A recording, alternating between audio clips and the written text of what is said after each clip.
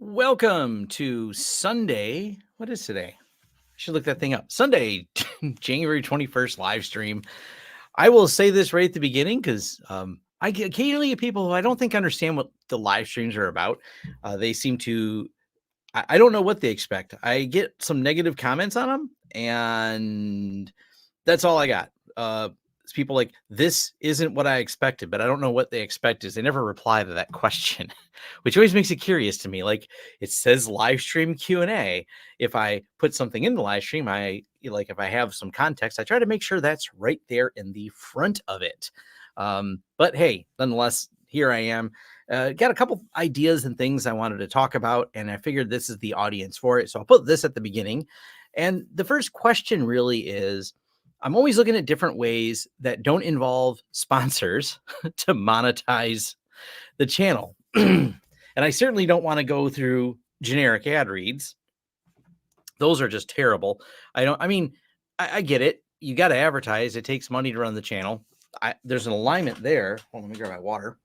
Got something in my throat. But the challenges with those advertisers is, of course, some of the influence they may have on things. So I was trying to think of what would be more useful. And I know Chris from Crosstalk Solution, he holds some in-person classes, and I've thought about joining him on those in-person classes. But on the other side, I've also thought about just holding online classes, selling some seats to do a training on a specific thing. So I'd sell maybe, I'm trying to figure out how many people should fit in the class. If it's like 10 to 15 people, maybe 20. I don't want it to be too wild where there's too many questions. I generally, when I do talks at some of the open source stuff, there'll be like 25 or 30 people in there. And it's usually only a handful that ever have questions. I don't know if it works really the same for online courses, but let me know what you think. You can throw this in the comments. And, if online courses are something you'd be interested in, and maybe I'll put something like that together, where I'm not going to stop doing any of the other, tutorials on things and changing it to classes. It's a way to offer people a one-on-one live class. I'm not going to sell pre-recorded classes. I know it's funny because if you talk to business people about creative enterprises or what I do, they just tell me I'd make way more money if I packaged it all up and sold it. And I'm like, I'm just not big on that. I always try to make sure that all of the content, as much as possible, as much as reasonable, which is pretty much all of it, I give away for free, but offering something extra, going, hey, I'm going to do this class, but I'm going to do it live with 20 seats available so people can do Q&A as I go to make sure that they understand it. And then for each section of the class, the way it would be taught is I'd have one of these online courses that I would be a live teacher for. And then in between, after each section, is there any questions? Do the Q&A with people to make sure they understood each part of the course material, then move on to the next one. If that's something people are interested in, yeah, that's why I agree with Travis. 20 might be pushing it, but this is something I'm thinking about. I just wanted to throw that thought out there. I feel like you've asked before, what do I think of the VMware Broadcom thing? I already have a video on it. I mean, VMware being bought by Broadcom is going exactly as expected. Broadcom, I thank them for the clarity they brought of what they were going to do. They didn't hide it. They said, we're going to increase all the rates. We're going to listen to the noise and ignore it, or not listen to the noise and just ignore all the small businesses that complain, because they don't make up our revenue as much. Most of our revenue comes from the big companies. Big companies aren't going to switch. They're just going to pay more, and they're going to complain about it, but then they'll write the check and success. It's one of those things. I wonder if Register has that. The Register, Broadcom, VMware.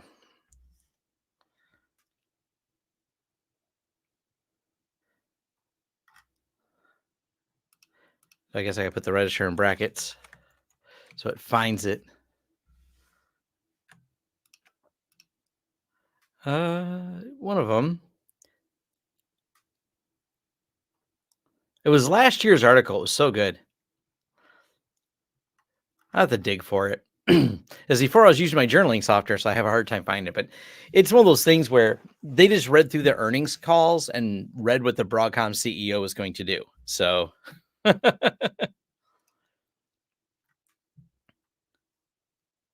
let's see. Always interested in online courses, even the stuff it's already know. Never stop learning. Yep. Yeah, if I can make it reasonable and I could sell enough of those, that would definitely be a way to avoid by having to deal with more sponsors to keep the channel going. If not, insert name of whatever sponsor that I do. I get more sponsors reaching out to me. I just don't always like doing all the sponsorships. I want to try to minimize how many I do. Hmm. And on the sponsor topic, there is definitely some contention I have. I'm noticing more YouTubers, and I think their audiences not realizing what is or isn't sponsored. Not only that, the sponsor mention doesn't seem to come till far later in the video. And I think that leads to confusion because if you don't watch it to the end, where at the very end they go, "Thanks for blah blah blah for sponsoring this video." You wait a minute, your whole talk was a excited talk about this product and how wonderful it is. Then at the end, you're like, "Hey, by the way, they paid me to say these things." I don't know. I'm trying to avoid some of that. There's no real policing of that on YouTube. There are rules. There is Federal Trade Commission rules. They don't have time to chase YouTubers. They're so busy with trying to enforce rules against companies that they're understaffed and overwhelmed with dealing with that they don't really take the time to chase around YouTubers are doing it unless those YouTubers make millions of dollars and somehow get noticed by the FTC. So I don't know. That's kind of my little rant on that topic.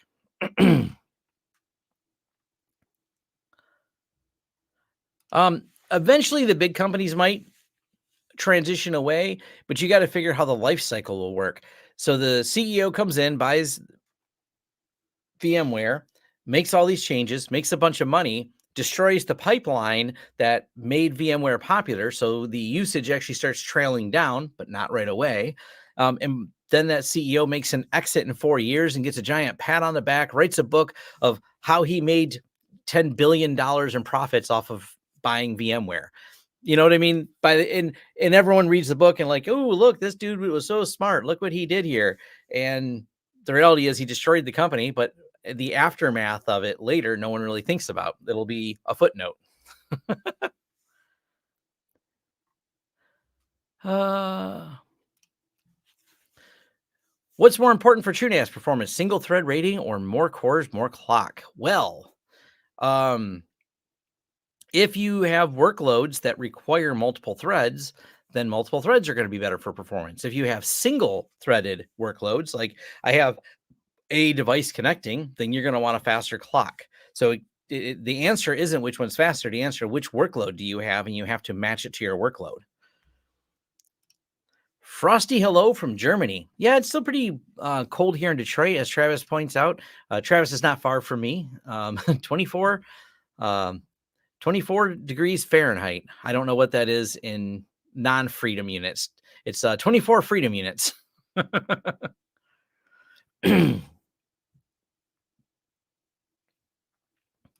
We need more hygiene ads. Yeah, what is that one? The shaving one that everyone does.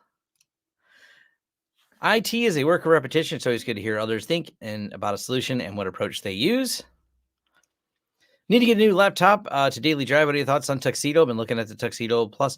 I think Jay from Learn Linux TV has reviewed the Tuxedo ones. I've never used them. Well, no, I think I've messed with Jay's, but I've never owned one, so I have not I just don't have enough information on it. But yeah, I don't know enough about the Tuxedo ones. I think the framework ones are the most promising looking ones out there because there's a lot of hype and popularity about it, but it's hard to say.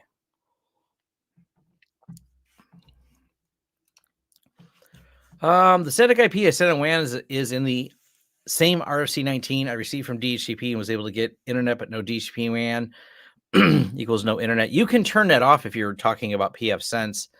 There's an option to not have it check for RFC 1918. My former customer had tens of thousands of VMware VMs. Yep.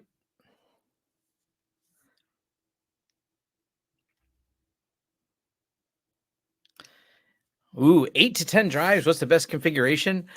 Once again, depends on your workload. These I have an entire forum post. Let me pull that up because that way we can just keep linking back to it. There's a reason I wrote it out like this. And what would it be? It's called True. Let me find this one right here.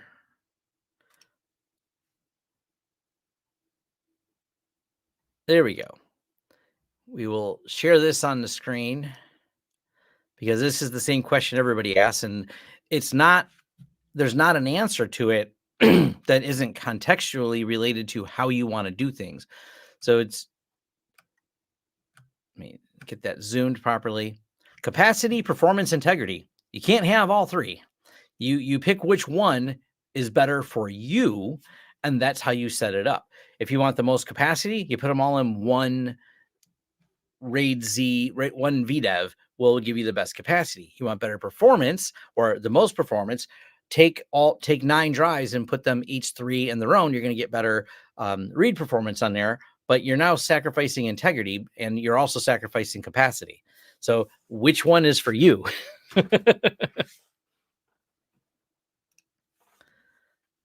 Just finished the server upgrade from 2012 R2 to 22 R1.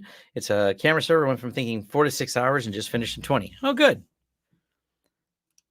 Oh, Manscaped. That's the one. I got to admit, Jeff from Craft Computing has the best advertising for Manscaped. He puts a lot of time and effort into his ads. I really appreciate what he does there. I would buy a framework, just not available in my region. Oh, okay. Yeah, if what's not available changes the dynamic quite a bit.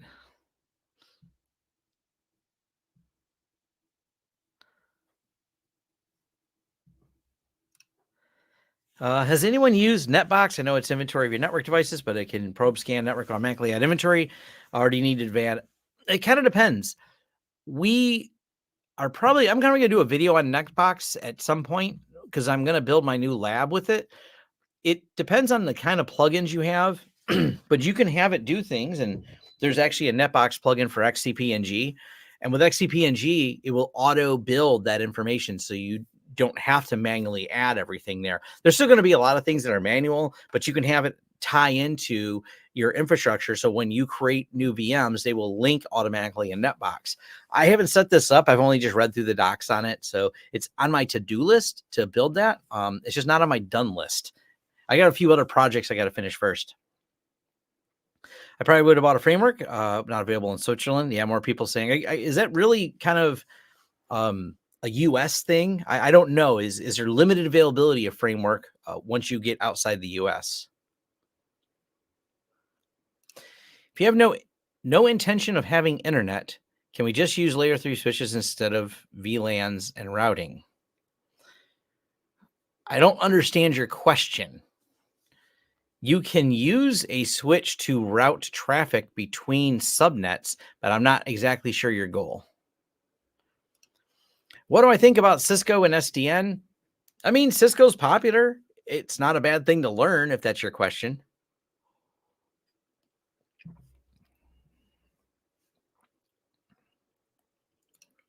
Which cloud provider would you say is good as backup? If you're talking about like storage backup, I've used Backblaze for years. I've always been happy with them. It's been very reliable and works and very compatible. So Backblaze has been my go-to for a lot of my TrueNAS storage.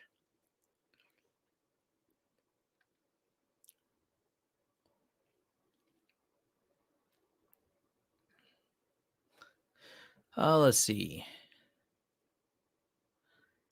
Nick Mullen ad reads. I'm not sure who Nick Mullen is. Hi, Lawrence. I've been working on the Eve project of lately, but I have not been able to configure and install my Raspberry Pi 4. Do you know it's the easiest way to do this? I mean, they have the Raspberry Pi image tool. That's how I would load a Raspberry Pi the easiest way. Windows laptop and add Linux, or Linux laptop and add Windows? I don't run Windows except for in a virtual machine. So for me, it's always going to be a Linux space and a virtual machine of Windows. That's kind of my solution for that. Imagine Jeff making a Lawrence System ad. Yeah, I could do that. I'll give Jeff money to make a Lawrence System ad. I've got a AMD framework about 2 months ago. Kicks the crap out of Lenovo X1. Cool. What do cybersecurity or data science? What to do cybersecurity or what to do? You got to follow where your curiosity takes you. That's the biggest thing. That's why it's maybe harder for me to give advice, because I know where my curiosity takes me. But I think that's like good advice. Which one makes more sense to you? Because if you do something just because you're like, hey, wait, there's more money. My annual pay is probably better right now in cybersecurity than data sciences. I don't know that's true. I'm just saying, if you think one or the other pays better and that's your only deciding factor, go where your curiosity takes you is a little bit better, because that way you're going, hey, I'm happier doing this. And honestly, I could make more money doing something else. I make good money, but I know I can make more money doing some of the other corporate things, but I would be very unhappy. I have myself been lucky because my curiosity is aligned with things that pay me really well, working in tech, for example. But ultimately, I do try to optimize for some happiness, because I have some friends that make way more money than me. Their unhappiness reminds me that I have made a better choice, in my opinion. Like, they can't wait to be off work. They can't wait they look planning for retirement, because older age and things like that. That's their goals, is like, when can I get the hell out of this business, because I hate working these places. So think about that as one of the deciding factors for your career, if it's possible. Did check everything, but it's saying devices using same IP. I've struggled with this before from AP and switch. ARP doesn't show duplicated MACs. Yeah, it might be a better forum post. I'm not exactly sure what where your problems are. I will now set a mount cron job. I'm assuming this is reference to the framework. They're in the EU, all countries. Therefore, returns and support go from the country of purchase from the framework. Got it. Is there a way to use two 10 gig ETH ports to get a 10 gig? Yes, use two 10 gigs to get 10 gig over to a NAS. Usually, once you start going more than, you can use a 10 gig, but when you go more than 10 gig, you can bond them together. You run into limitations on the speed of the NAS, like the drives themselves.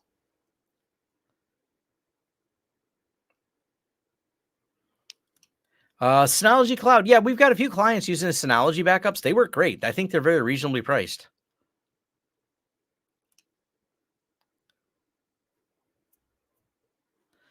I posted on the forums a few weeks ago a Tailscale not working as per the video guide you have. However, I finally got my Tailscale working on pfSense after the outbound NOT setup change. I thought that was covered in my video. I'll have to watch. I double check the video, but I haven't had any problems. I want to make a new Tailscale video because there's some changes that I think are worth noting. They've added a lot more features to Tailscale.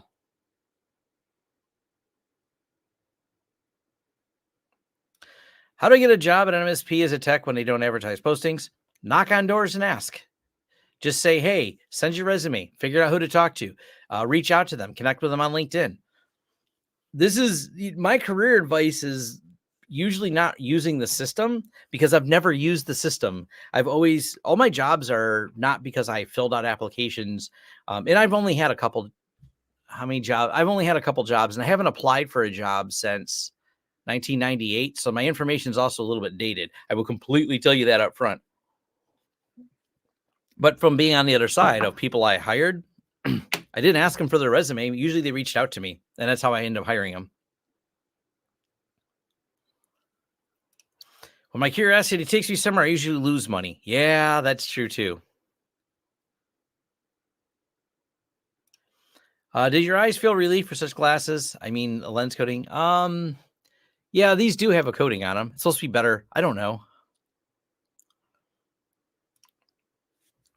Thanks for the Greylog Windows video today. Awesome. I figured there's another video I'm about to release that I needed that video to be out there because it has its context that I have to reference in the next video. The other video is recorded. It's an interview with a cybersecurity specialist.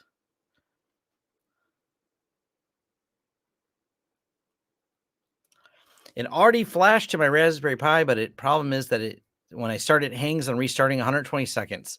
But after 10 minutes, it doesn't work. Try a different card. That'd be my guess.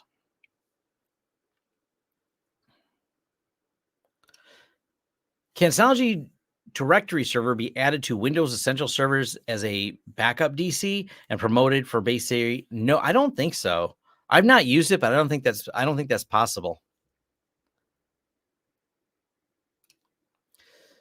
My Homelab, I'm converting half of it to host XCP&G from VMware as a proof of concept. Do you know any gotchas? Already discovered that WS 2019 won't uninstall VMware tools after import. I don't know any other gotchas. I mean, removing the VMware tools is not really a gotcha. Just you can Google how to do it. There's ways to manually remove them if they won't come out of the system properly. So,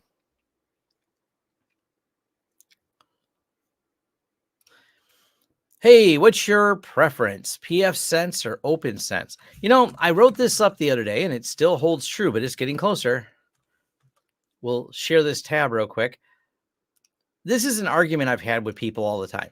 They tell me pfSense doesn't have as many updates. Therefore, in their head, not to the truth, in their head, they're going, well, that means pfSense must be behind on security. pfSense does update less frequently than OpenSense, but yet, and I left links to all the different forum posts on the last 6 months of security. OpenSense, which is finally getting in beta, I think, of the OpenSSL problem, they're behind on all their security updates. This is one of the reasons I've pointed out with OpenSense that I don't hate it or anything, but it's trailing behind because it relies on Netgate to do contributes to the FreeBSD system. And then OpenSense pulls from FreeBSD versus Netgate contributes to BSD. Therefore, Netgate is generally the ones on top of security much faster. So this is a link I'll let anyone who wants it just to read. It's in my forums. It's the OpenSense versus pfSense security debate. So that's why I prefer the pfSense.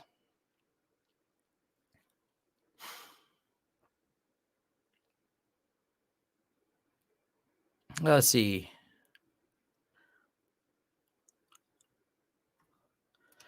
What do you think is a must-have network appliance? We'll go with pfSense.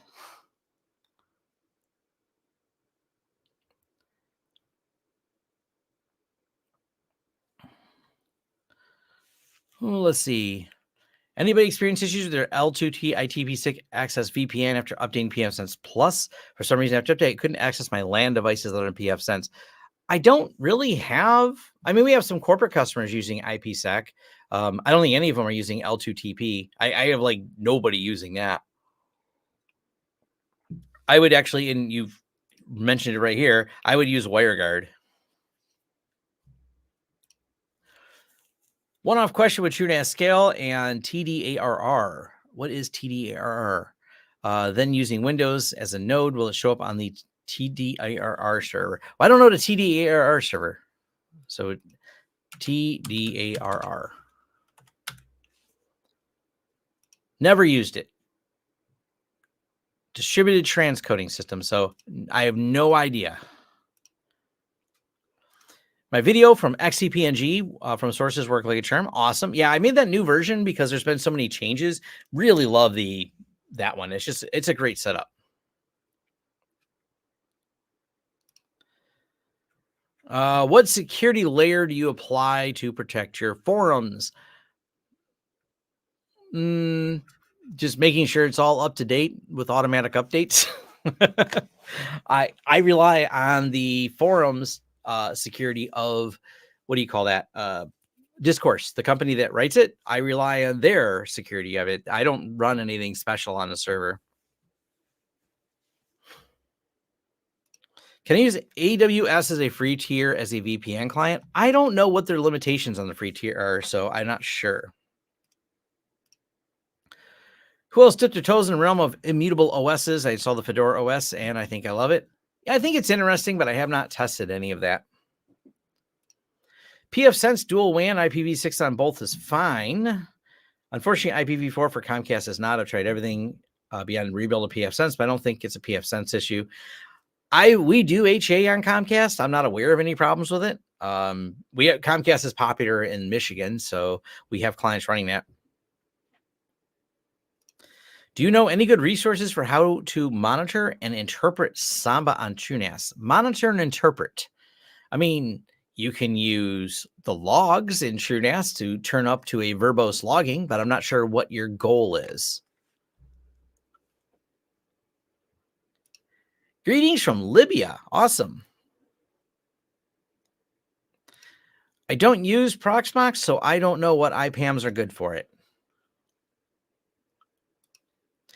Can you have a VPN connect back to my house with the ISP router, or would it need a switch? VPN to connect back to my house. You would need something that can support the VPN, like pfSense would be my go-to for that. If you don't have a pfSense, you can look at other tools like overlay networks like Tailscale. Tailscale is pretty awesome. Like I said, I'm gonna do some new videos on it. I'm also gonna work on a new Netbird video. I did one, just mention them, and I've talked to the Netbird people a couple times. So I am looking forward to doing an updated video on Netbird. I think they have a really cool product, and it's self-hostable. So I'll throw the screen up here. They're making some updates. They have a new version coming out, and I told them I will wait till their new version because they're doing some nice interface updates. So I'm going to wait till that new version comes out. And this is just netbird.io. But I referenced it in one of my other videos. I'm really impressed with how well it works. Like all my testing has gone really well. I'm waiting to this new version, and then I'm going to do some more testing with it before I do another video.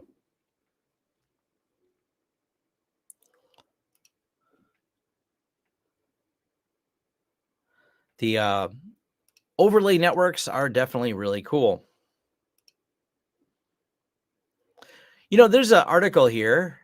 Before we do, this article here, I thought this was kind of fun. And this is a nice retro read back. This is me just jumping topics here, but I'll throw it in here for anyone who wants to read it. I thought this was fun because I was a Y2K certifier back in 1999. I was part of the team working on this where we had to run around testing everything and validating that it would work.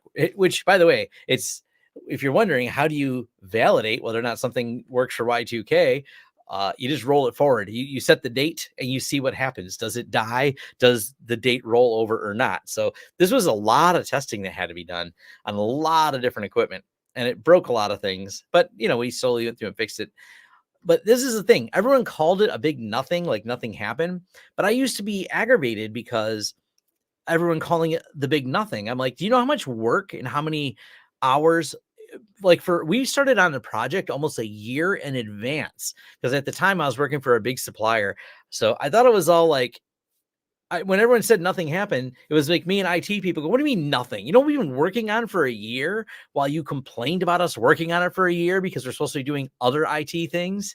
I was like, we did this as a community, like not just I was a participant and I was in my very early years of tech, but still I understood technology enough to understand what I needed to do to make this testing happen. So I thought this was a fun look back on the nothing happened Y2K bug and how the industry worked overtime to save the world's computers. And it brought back memories of me working overtime to save the world's computers.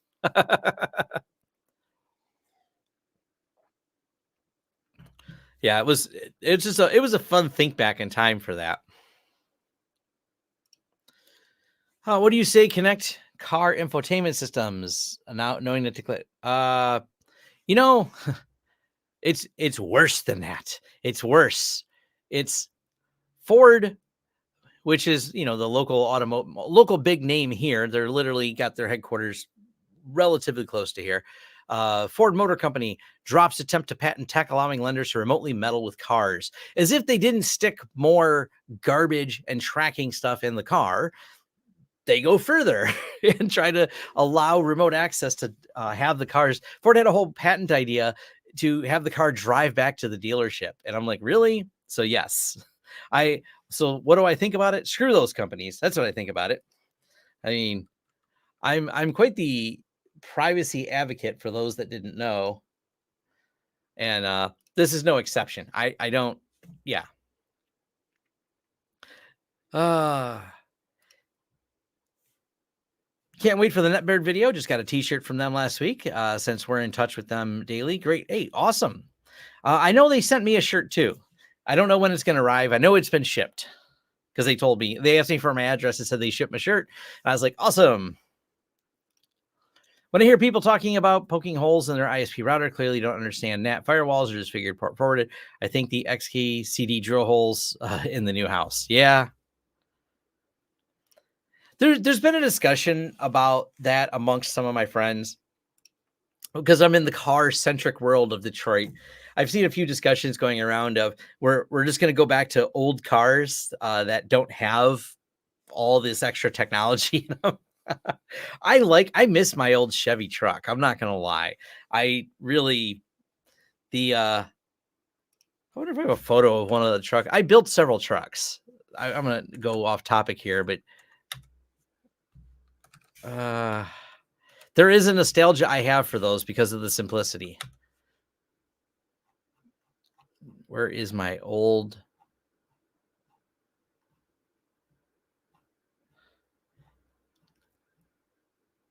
uh somewhere? Oh, maybe not. I thought I had a picture of it.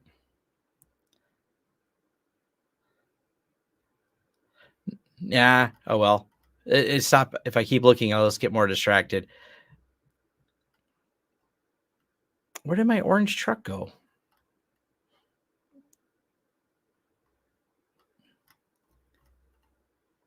I have owned numerous hot rods over the years, and that's well, I've lost it. But yes, they're all old school. I really like the old vehicles. I started my IT career thanks to Y2K. We had a number of Y2K things that we had to update, interesting in-house configuration stuff that broke without testing ahead of time. It would have been the great nothing. Yeah, it's all that testing that went in there. I've recently started my own company in UK, having issues getting on the partner programs. Any advice? Persistence. That's all there is to it. I hate all the partner programs and everything else. I was never involved in that many of them. The only partner programs, even after 20 years in business, I mean, we used PAX 8, we used um, TrueNAS, 45 drives, some of the things I've talked about on the channel.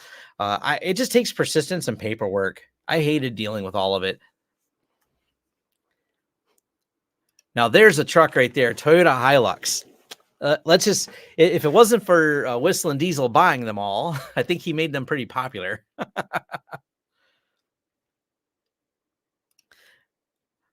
I used to like cars. Now I just think about being stuck in traffic. So it's getting from A to B. Yeah, true. I don't care about cars as much as I used to. I was really into hot rods and building them when I was younger, and I just don't. They're point A to point B machines now. I just like they get, and I don't even go point A to point B. Point A to point B for me is studio, couch, occasionally grocery store. My studio is at my house, so I did that on purpose. TrueNAS scale question. Just did the change in setup to Mine OS to test access, have traffic running, can't access the game server and site issues. I have duck DNS at point of view. I don't use traffic, so I don't know enough about it, but DNS, making sure your DNS entries are where they're supposed to be is huge. That is most of the time people have a problem with HA proxy. It's not HA proxy, it's DNS. I think I have a video titled DNS and certificates, and that's what it is figuring out DNS and certificates because they're almost always where the problems are.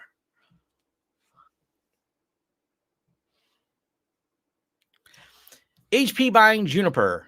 How do you think it'll end? What were we calling it? I have that. I posted somewhere on Reddit.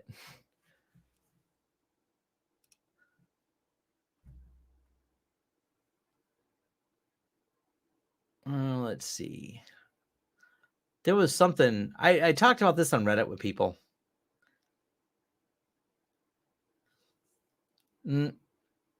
I can't find it. We were just making fun of the different stupidity around it. I don't think it's going to go. It's going to be terrible for consumers. No matter which way you slice it, it's worse for consumers. There's no good for the consumer market that will come out of it. That's my prediction. Track back to home ISP.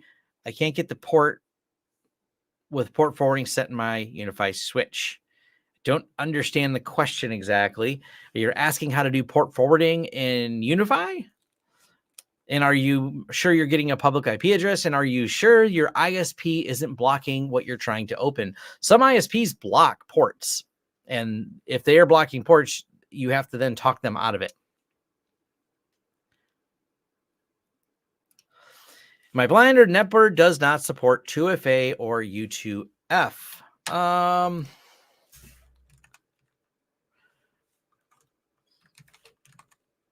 I don't know. Let's log in.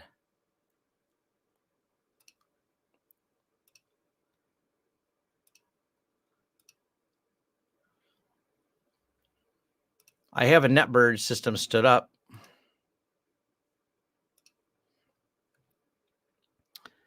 Users.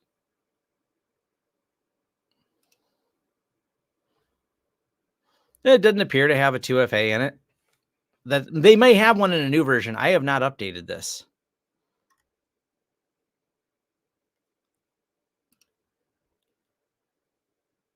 So they might have it in the new version. I don't see a 2FA option in here.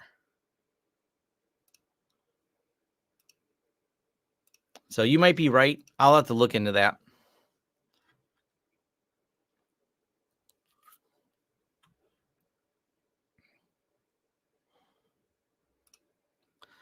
Hi from New Zealand. Welcome to my TV. Thanks for all the great vids. I know very little about networking, but thanks to you, I have a PF Sense box up and running while I glitch. That is awesome, and congratulations. I'm not big on Pi-hole. I use uBlock Origin. You know, someone was complaining in my forums about my website not working properly because of something they had blocked, and I don't understand why it wasn't working. But one of the reasons I like uBlock so much is because if I go to a website and it doesn't work, I click a button and it works. And I can fix it immediately in my browser. And I don't have to worry about having DNS. I mean, use it if it makes you happy, but honestly, it's not something that I care about as much. Xfinity blocks L2TP IPsec. My ISP blocks only port 25. Yeah, most ISPs block port 25 for good reasons. They should. Most of your email receiving, your large email inbound companies, they block all the IP ranges, the ASN blocks that are assigned to ISPs. They just block them by default. They're like, yep, if you have a IP address that's in the Comcast or one of the ISP ranges, they just blanket block all of it.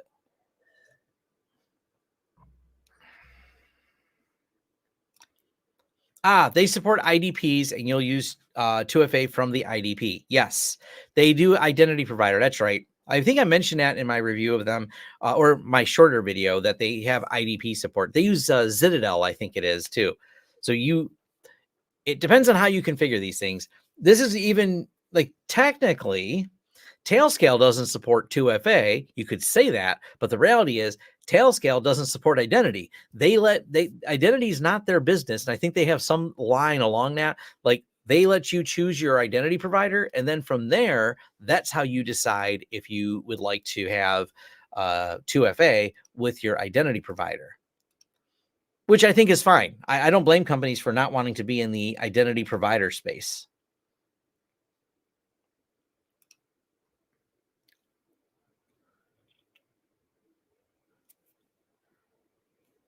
I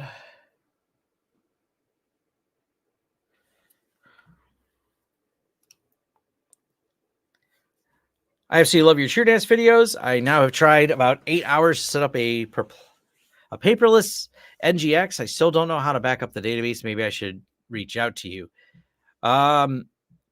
Post in the forums as well, but I'm not exactly sure what paperless NGX is. I've not used that. No, if you want better filtering in PF Sense, I'm sorry, there's not any good filtering in pfSense for websites, and it's about to get worse. Not because of pfSense, but right now, Cloudflare is really pushing the encrypted hello, which has all the privacy people going, yay, and everyone who wants to filter everything going, oh. No, there's no good filtering, and filtering is going to get harder and harder as we encrypt things.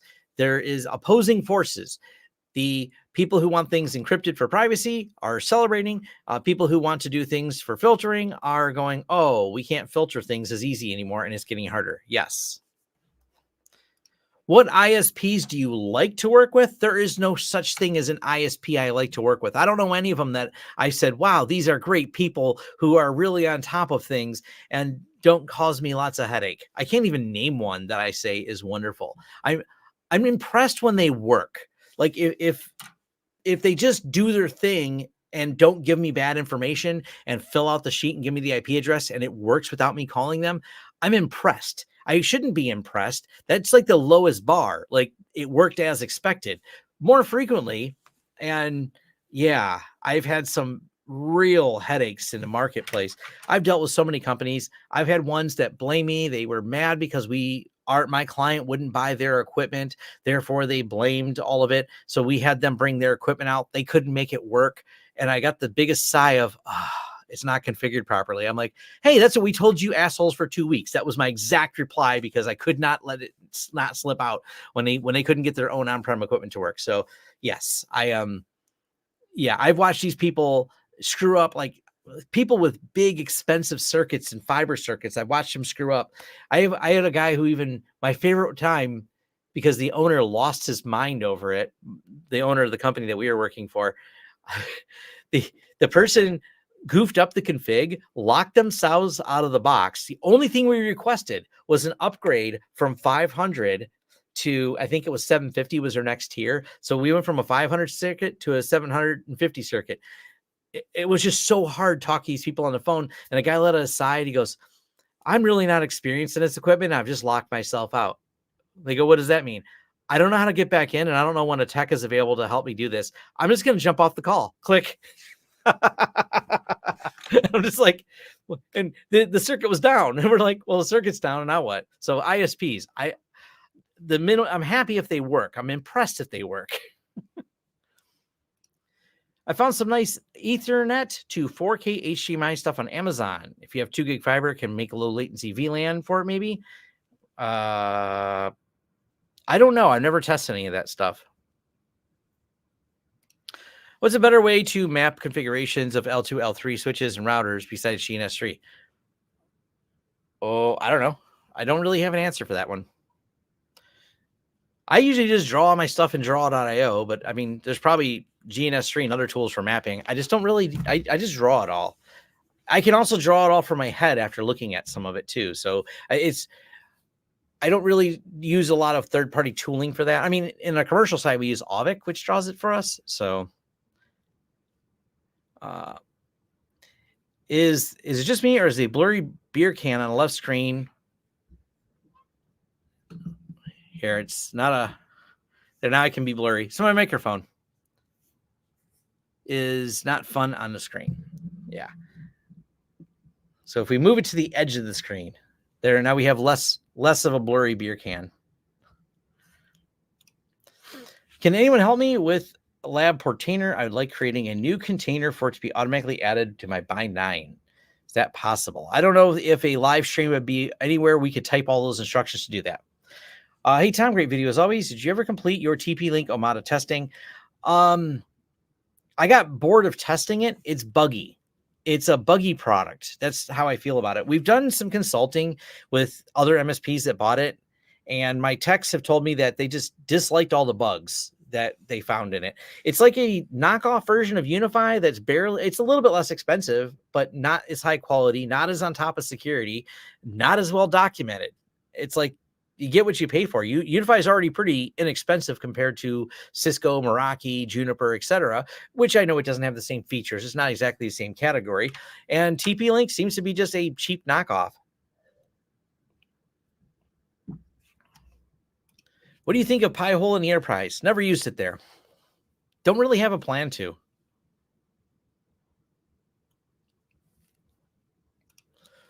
Thanks. Do you have any YouTube videos that have good solution how I can get my Whirlpool to work on port 1022 when my ISP blocked the port on our network? VPN. Thanks for everything.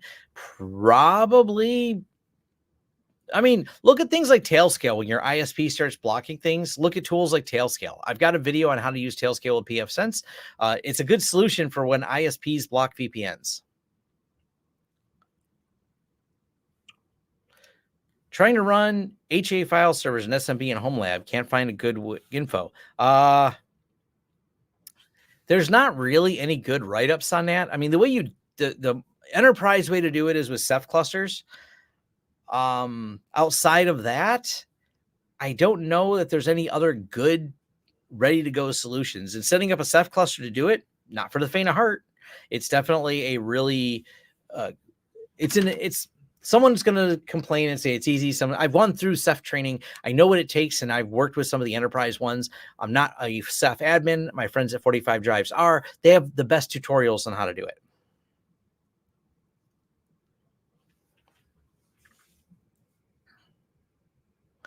It has a very beer can microphone. I should just wrap it in like a beer can now. You guys are giving me ideas.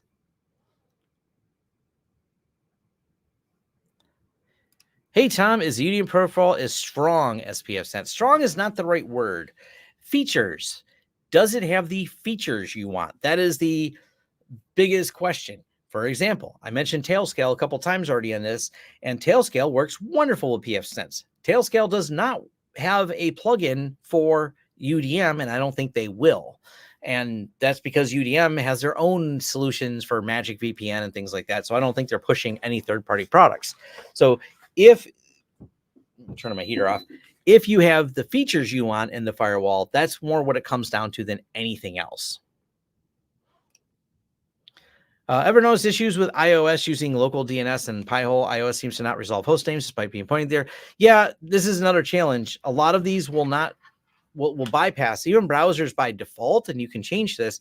They want to use DOH, therefore going around your Pi-hole. I believe that's what browsers are doing by default right now. There's a discussion in my forums on that topic because I think that's just the way the new defaults are. So you have to go in and turn off DOH. Like I said, I don't run Pi-hole. It just doesn't interest me. And I like uBlock. That's just been my solution. Is buggy software ever cheaper? Nope. I just watched your Greylog video and are you using that instead of Blumera for Windows log ingest? No, we use Blumera for our clients. I use TwinGate as my VPN. It's secure and I don't have to open any ports.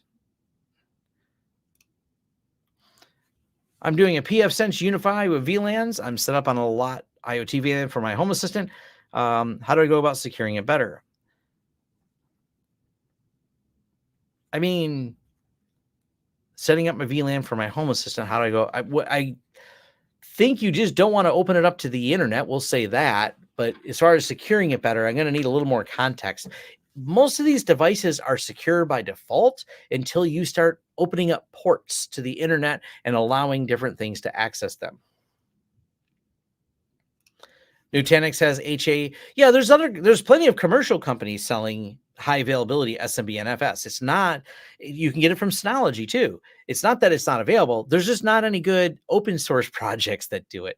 I know at some point in the future, it's in very alpha, beta, and more alpha, I think right now. SureNAS is working on it, but even they are going to require a license for it. I don't know any free open source good resources I can point someone at to set up HA with NFS or SMB. There's just not a lot out there for that. I mean, Ceph is probably the biggest one out there, but there's not like a press button, load this config, and automatically it works. There's nothing as turnkey as loading like a TrueNAS to get high availability on that. Budget Homelab on Dell workstations using Proxmox bare metal.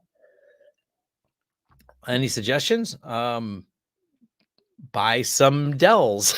I don't understand the question. Maybe I like the mini PCs versus the old Dells. And the reason I like these mini PCs is because they're so low wattage, but there's now more of these little mini computers coming out. which ones are those? The little Lenovo ones are pretty cool too. I don't spend a lot of time reviewing them. Check out Hardware Haven because they just did some on the mini forums ones. I thought those are pretty cool. Wendell from Level One Techs, he's reviewed a few of them as well. I just don't spend a lot of time looking at them, but there's definitely some options out there.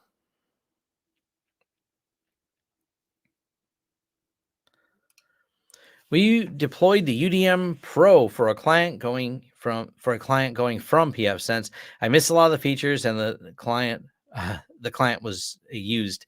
Yeah, that's the thing. It's if you don't need the features. I mean, like I have a UDM at my daughter's house because she doesn't need any of the firewall features. So yes, Dad he didn't put a pfSense in for his daughter because I knew the UDM would work.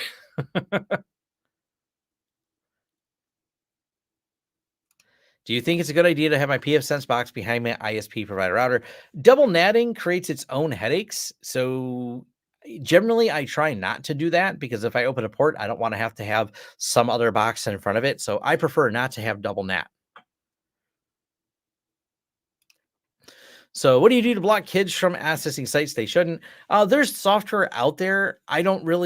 My kids are older, so this isn't an issue I really deal with. Commercially, we use a product called Zorus, Zorus, but that's a commercial software out there. I'm sure there's other commercial softwares out there to babysit kids. I don't know what the names of those software. I don't know how good they are. That's not really a realm. I don't really deal much with the consumer stuff like that. Are you thinking a mini PC at each port is cheaper than Ethernet converter at Etherport? Uh, I'm missing something there. I'm to the party a bit late. Would you consider doing a deep dive into TrueNAS build speeds, network processor speeds? I'm starting an Adaptec 8 series card 7-8 years ago. Yes. The next projects, I have a couple projects I got to finish. Then I'm doing some deep dives. The order of my deep dives is going to be XCP-NG because there's so much demand on that right now. So I'm going to do a deep dive with XCP-NG, getting started 2024. I'm going to do a pfSense 2024 video, and then I'll do a TrueNAS 2024, like getting started, hour and a half long deep dive video. Excuse me. Serve the Home has some really good mini server reviews as well.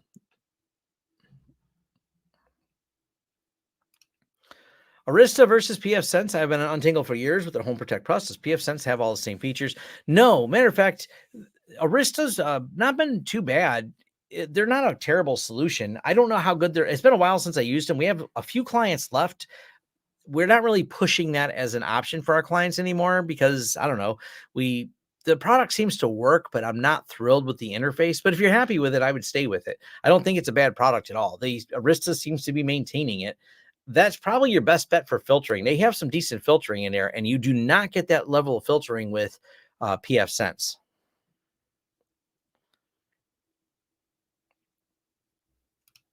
Tailscale just added subnet routing to Apple TV. Yeah, that's pretty cool.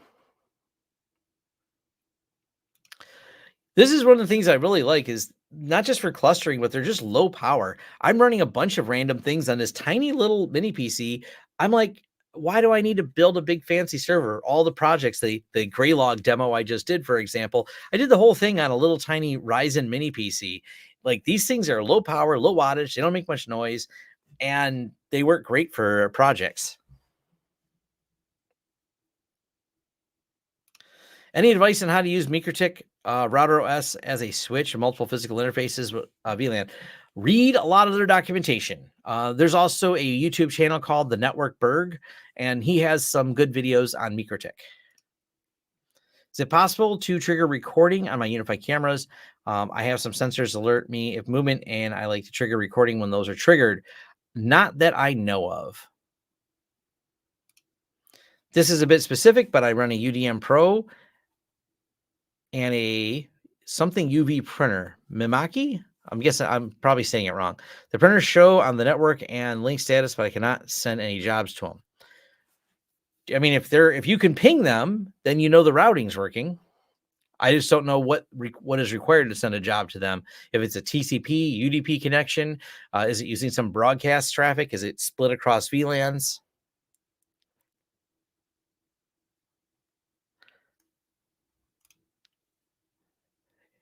I see there is a light Linux. Can I use on an old Samsung tablet? I don't know which ones. It kind of depends on what processors in that tablet. You'll have to figure out if there's a distribution that supports whatever processors in there. For filtering adult content, for example, for home and small business, use something like Next DNS or Control DNS will probably work fine. Yeah, you can do that, but usually people want to be very specific and they only want it for certain family members and not all of their adult viewing habits to be curtailed. So you probably would have to look at some type of application to load to control those individual devices. As far as you know, who makes the smallest PC that also has one 3.5-inch hard drive? That's a Serve the Home post. I really don't know. Most of the mini PCs are NVMe now. There's not as many of them that are supporting the like 3.5-inch drives until you get into the NAS. If you're looking at the NAS boxes, and yeah, you're going to be able to find some stuff that does that. Can you suggest a good Homelab config start?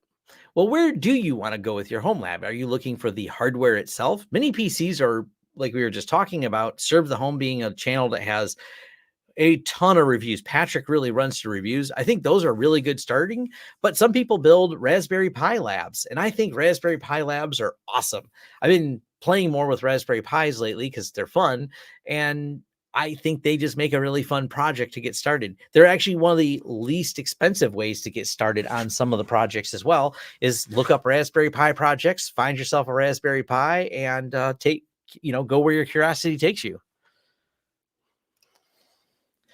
Hey, thanks for your tutorials. They've been very helpful. What's your recommendation on an OS for running home server NAS with 16 terabyte hard drives? And I'm not a big fan of Unraid. I don't really feel it performs as well. Well, as a matter of fact, I know it doesn't perform as well as TrueNAS, but some people really like it. I have always gone with TrueNAS. Watch videos on each of them and decide which ones you want. If you look up TrueNAS, you'll find a lot of my videos. If you look up Unraid, I think it's a channel called Space Invader One. They have a lot of Unraid videos. Walk through each one of them and weigh the pros and cons, because Unraid's fairly popular, and I don't know of any problems why you shouldn't run it. I just know it's not going to be as performance oriented. Versus if your demand for performance is there, you're going to have to go with TrueNAS.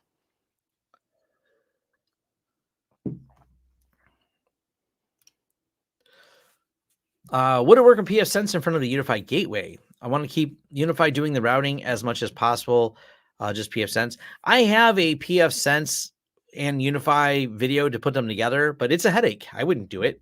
I did it because enough people ask about it, and it's a fun learning opportunity, but it's not something I'd run in production. But I have that video breaking down the different scenarios for setting it up. When should I use NVMe drives in my TrueNAS? Is a Mir RAID ZX a better choice?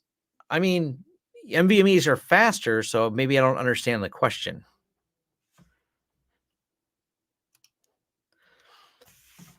What are your thoughts on VIOS compared to pfSense? Thinking of moving my pfSense to that, but learning curve is high, but it does containers.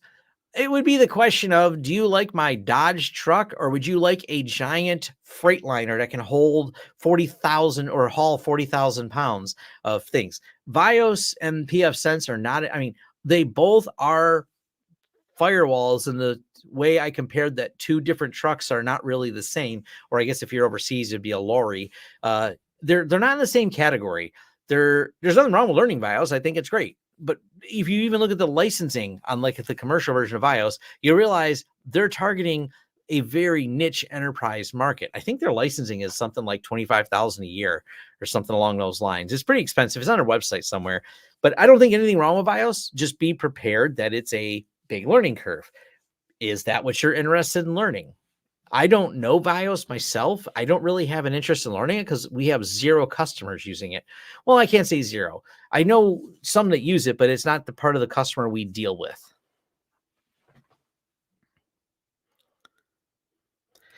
Have you ever tried paperless NGX or any other document processing program? Nope, I have no need for them.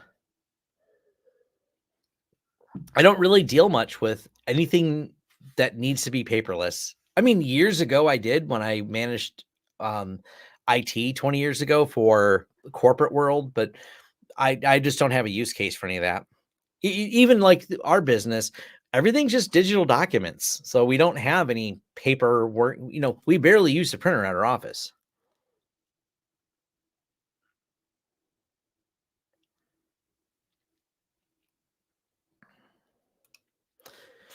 How risky is it to boot TrueNAS? The problem with booting TrueNAS off a USB is wear leveling.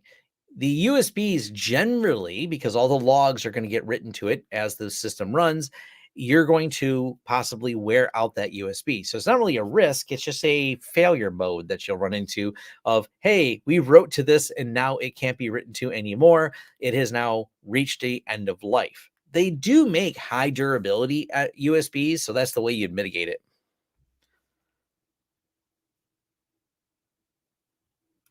Did you deploy Wi-Fi 7? Nope. You know, if you're in the commercial world, home users love Wi-Fi 7. They're all excited about it. But the commercial world goes, we are sending kilobits, not megabits, kilobits of data, and we want the most reliable connection possible, which means I deal with it a lot less. It's just not that there's not much demand in the commercial world for Wi-Fi 7. Anything commercial, like, we have editing and design firms and things like that, especially we have a few movie editing companies for clients. They always hardwire everything. If they have a demand to have it fast, it's getting hardwired in.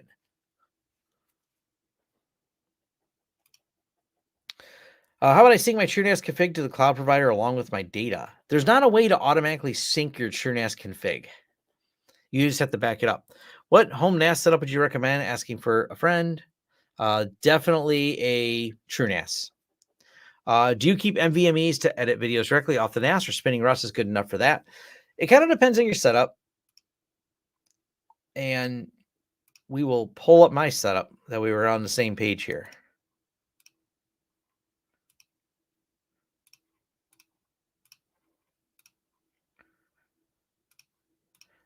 So in my network, there's a new version of TrueNAS Scale I got to update to. I'm not doing that. I got to do that later. Yay. Actually, if we go here, pull all the data for the enclosure.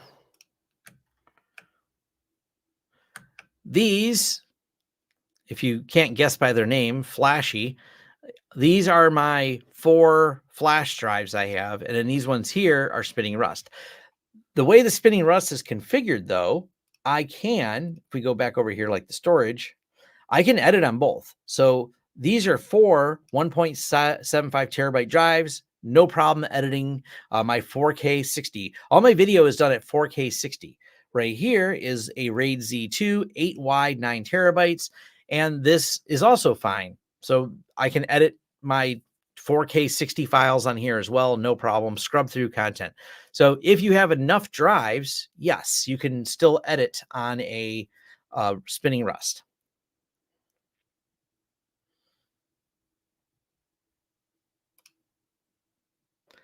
What does dual SD and Dell PowerEdge risky with RAID 1? I mean, now you're rating the 2 of them, and as long as you use some high endurance SD cards, they should be fine.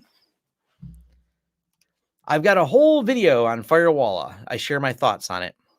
I don't use one. I mean, I don't hate them or anything. I think they're a good consumer device.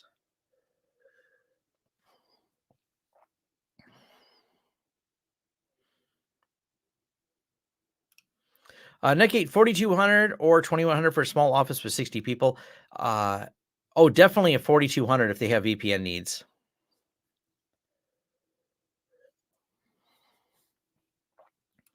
Will you make a TrueNAS video when you add it to Active Directory? Yeah, I'm going to make a dedicated Active Directory one. A few days ago, power supply for UniFi switch 16-port relay died. I'm unable to get a new one. Does Ubiquiti sell spare parts or equipment? No, you're probably going to have to hunt them down on eBay. I'm not aware of any spare parts that they sell.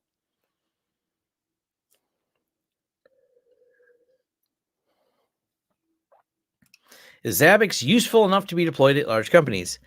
Yes, it's used at very large companies. There's a really good Zabbix talk given by a school district with like 30,000 devices or something crazy. So Zabbix definitely can scale. You just have to really take the time to learn Zabbix. It's not a set it and forget it. It's not a turnkey solution. You have to put the time and effort to configuring it to making it useful. Online courses, because I've never taken any online courses, I've only given them. I don't know. And I mean, I've given them through YouTube and things like that. I don't have an official course yet, but I did mention at the very beginning in the video that maybe I'll work on some official courses. I don't know which ones are good. I will say they haven't, is it ACI Learning? IT Pro TV, which then became ACI Learning. I think they're good. David Bombal has some recommendations for some, I think it's Udemy courses. What cloud-based hosting do you recommend that is cheap too? I like Linode. I'm happy with Linode. My website and several things are hosted on Linode.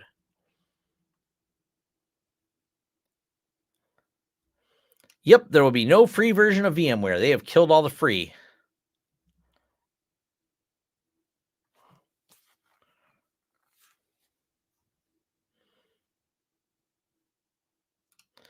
Have you ever deployed NetApp disk shelf on a client playing around with it in years? No, I have not used NetApp. I met someone from NetApp, though. I haven't used it.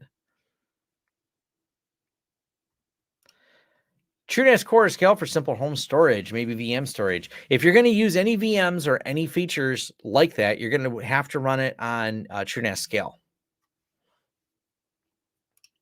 TrueNAS Scale is your personal home NAS, which makes it over Core.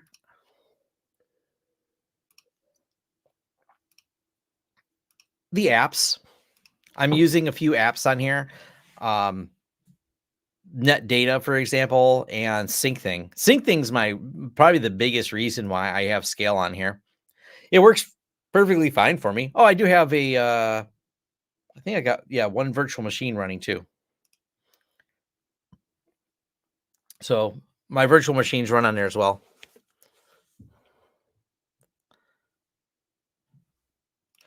I have a video. I'm assuming you're talking about TrueNAS and their permissions. I have a video covering permissions on TrueNAS. Because you want to use the I did the video on it. You want to set up the permissions properly on this. What are they called? ACL permissions. So I have a video covering that.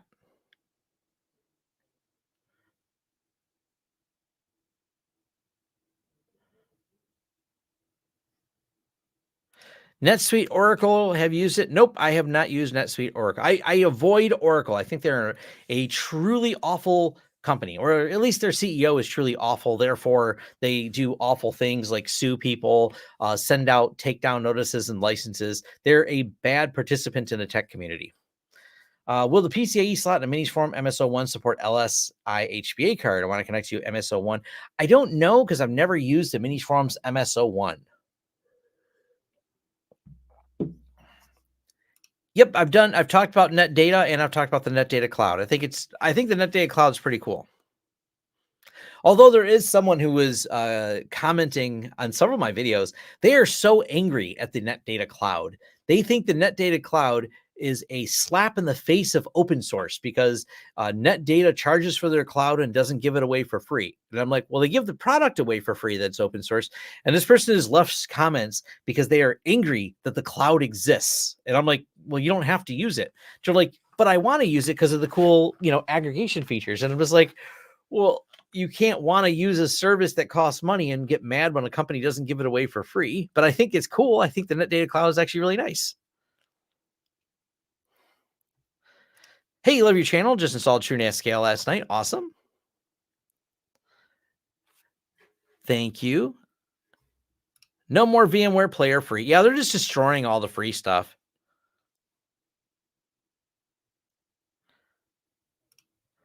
What do you deploy monitoring metrics? I see a lot of Prometheus Grafana on self-hosted YouTube.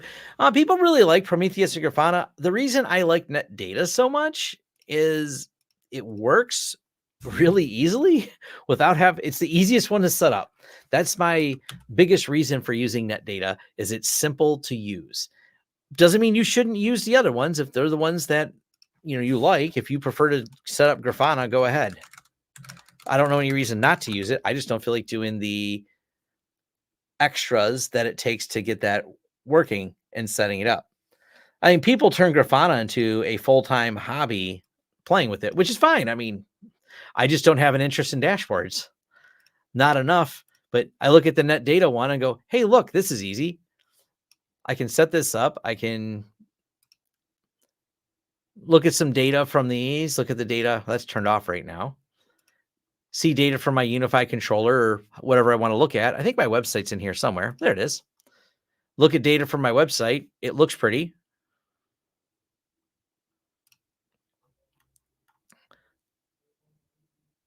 There's the traffic hitting my website, people visiting and things like that. And I didn't have to spend, I mean, the reason there's so many YouTube videos on Grafana is it just takes a lot more to set it up. You get some really great information out of there, but that's what it really comes down to is how much time do you want to put into it.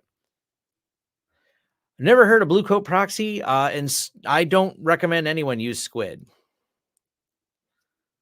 Does UDM have a development API for programmers who want to add additional functionality to it? I think so, but I don't know how well documented it is. What are the flash drives that save your keys? Are you talking about, they're not really that you save your keys on them. Are you talking about the YubiKeys? What do you think about the risk level for using end-of-life hardware? You know, as long as you're not exposing the management interfaces to the internet, you can generally get away with it.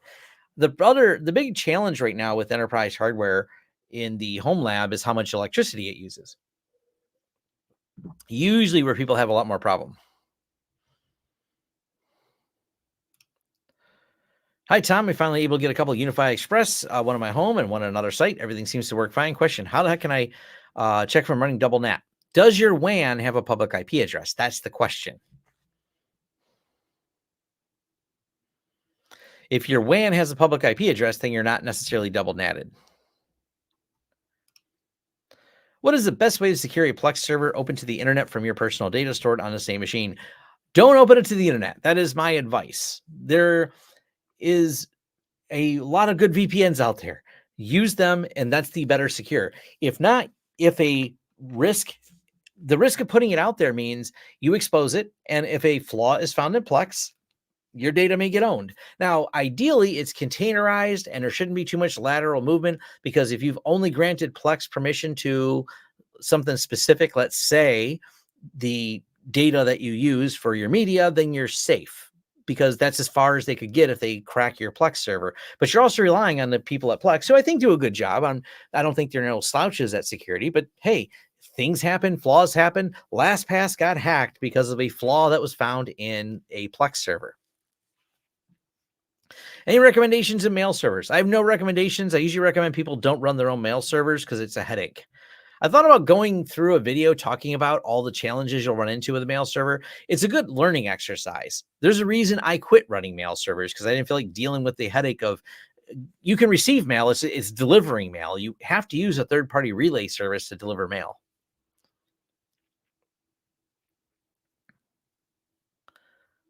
Do you ever deploy Radius with UniFi networks?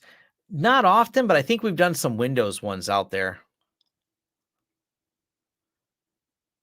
We've done a couple consulting jobs on it. There's not that many people that request it.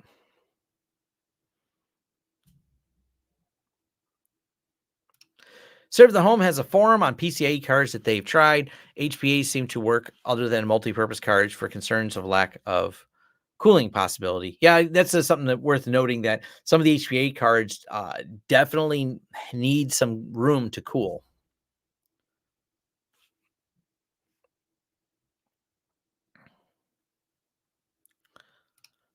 Trying to find what Homelab dashboards you're using. I'm using right now.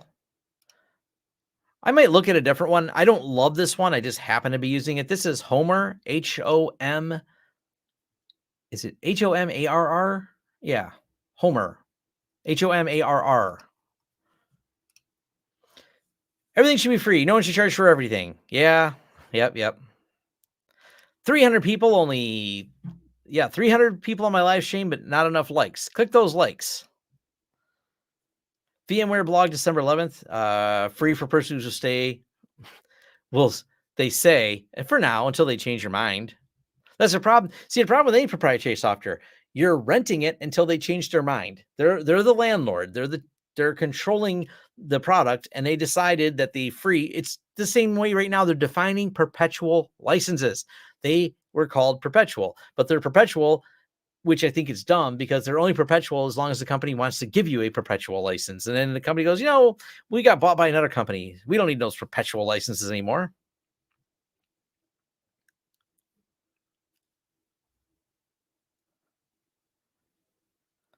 There's no FOSS equivalent of Blue Coat. Squid is buggy, and I don't believe in Squid proxies. I don't understand their use case here in 2024. Caching proxies don't really make any sense. Installing certificates so proxies works makes even less sense and generally makes more headaches.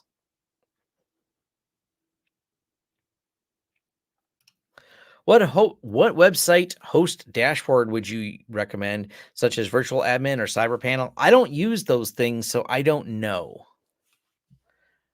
I mean, cPanel is what we've always had for our hosting stuff. It seems to work. I don't know if there's something better out there. I've never really researched it.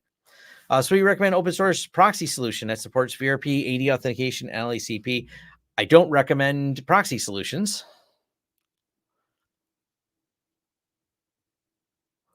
Let's see. Yeah, unpatched Plex is how LastPass got hacked. Yep. A flash drive you put in your TrueNAS keys, import data, and store somewhere else. Not sure what you're talking about there. TrueNAS, I'm curious if I get the same transfer speeds of 45, 60 transfer between 50 gig machines, Mellanox, NVMe. I don't understand the question you're asking.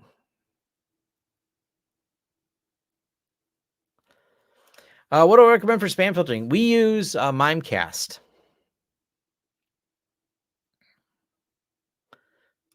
Neither one of those tools, neither NTOP or NetData, are going to diagnose a bad link, Ethernet or optical. I mean, you may figure out that there's certain amounts of packets dropping, but they're not really tools for doing that.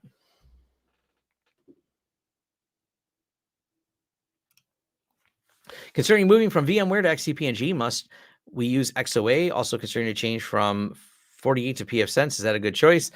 I mean, FortiGate's going to have certain features that pfSense won't have. So that comes down to, do you use those features? The content filtering that's been coming up here in discussions, pfSense does not have good content filtering. I've had a few people that have reached out to me going, we would like to swap our FortiGates because I don't want to pay licensing fees anymore to pfSense, but I need the content filtering. Then I'm like, then you don't need the pfSense. There's not a solution in between.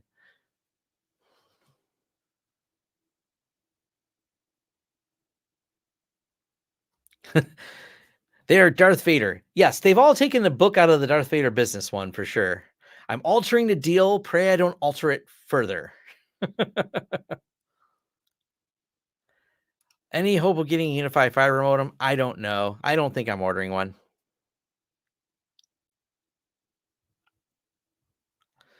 I do need a drink, so I'm going to be right back after I do that. So yes, now Fluke, it'd be a better thing for diagnosing cable problems and things like that.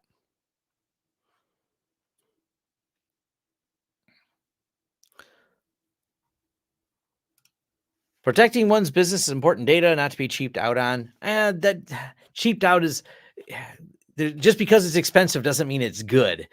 Cisco's had some seriously dumb flaws lately, and they're definitely on the side of expensive. Fortinet had some egregiously bad security. They're definitely on the side of expensive. So unfortunately, you can't equate cost there. What are we drinking today? It's middle of the day. It is not drinking time yet. It is Tom's out of water time. So I will be right back.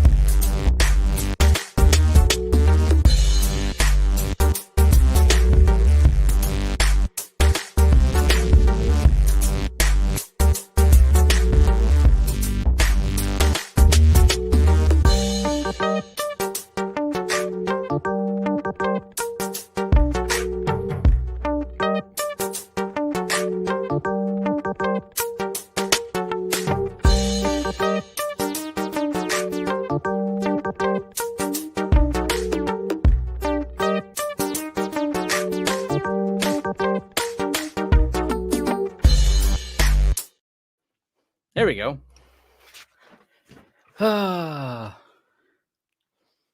Let's see here.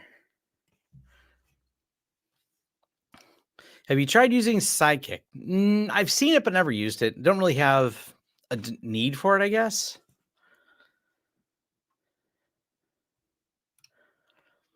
Hi, Time. Is there a difference between Ubiquiti Gen 1, Gen 2 switches other than the LCD screens, more like feature software, less hardware, or similar? Yeah, I mean, you can read the specs. The Gen 2, I think, are where they started the better cooling systems in them. Oh, and instead of water, I did find, for anyone's wondering, peach raspberry, whatever this is. Something random I bought. Most Fortinet security was identified internally and transparent.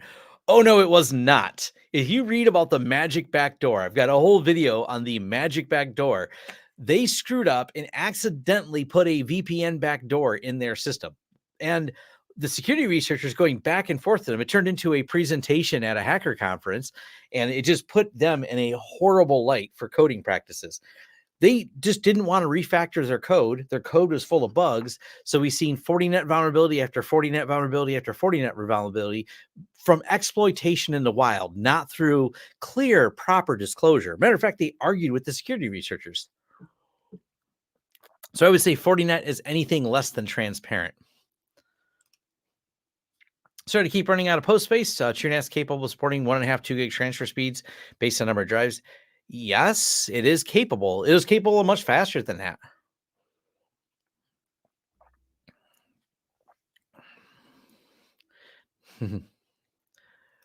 Are we on the 404 stream? You know, it's been an hour and a half. I don't feel like I'm going 404 today. I need to bring my friends in for the 404 stream. That's going to take a lot more. And at some point before sunset, which is a while from now, or maybe I can do it after sunset. I kind of want to go chill out in my hot tub. So that would cut into my hot tub time.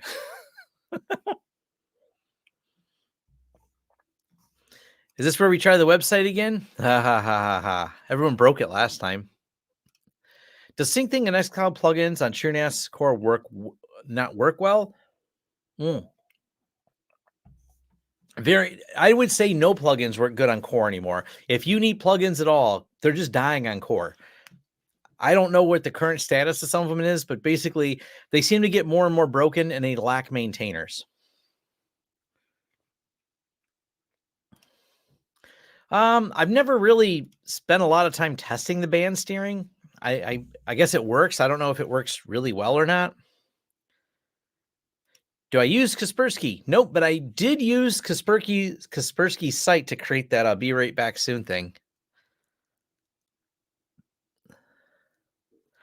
The Kaspersky map is really cool. Yes.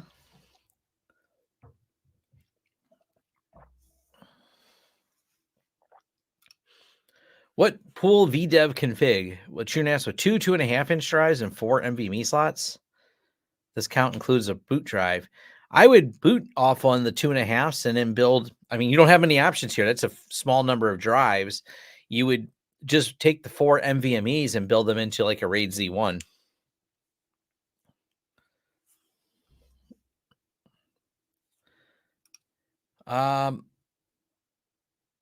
Do you have how to set up a VPN connection filter by PF blocker? I don't understand the question, I think. But I have a PF blocker and I have a VPN video. And if you want a device across your VPN to use PF blocker, you'll have to set the DNS settings in there. Any vodka net juice? No, I don't think so. It might work in here.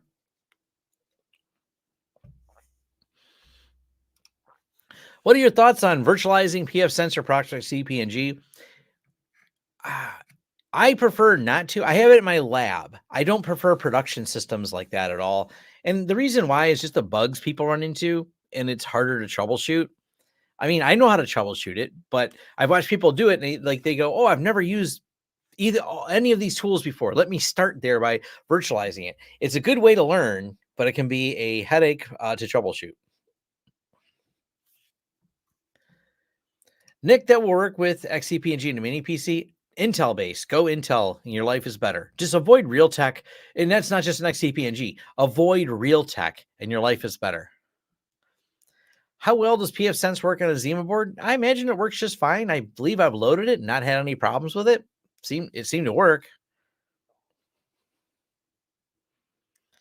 Feedback on the random bottle of liquid. It is apparently got 6 essential vitamins, and I taste them all. It tastes good.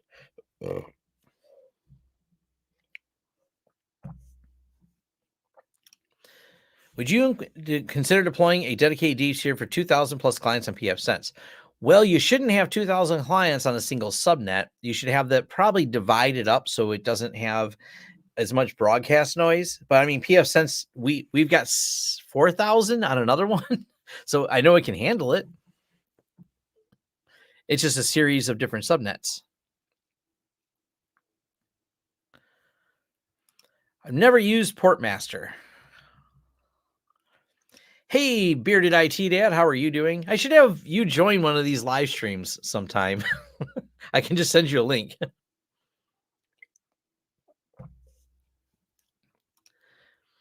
When I'm not home, I use my VPN to my home.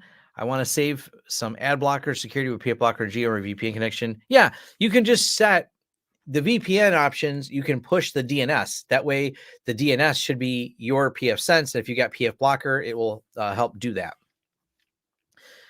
And by the way, if you don't follow the bearded IT dad, he does some good career advice stuff. I've done a video with him as well, so definitely go follow his channel.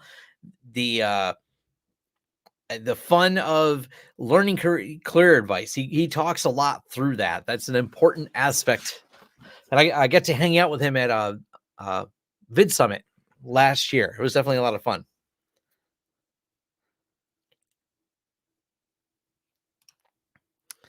How long ago did you start learning computers? I actually have that on my website. So if we go to my website and we go here, my first computer was a TRS-80 in 1986.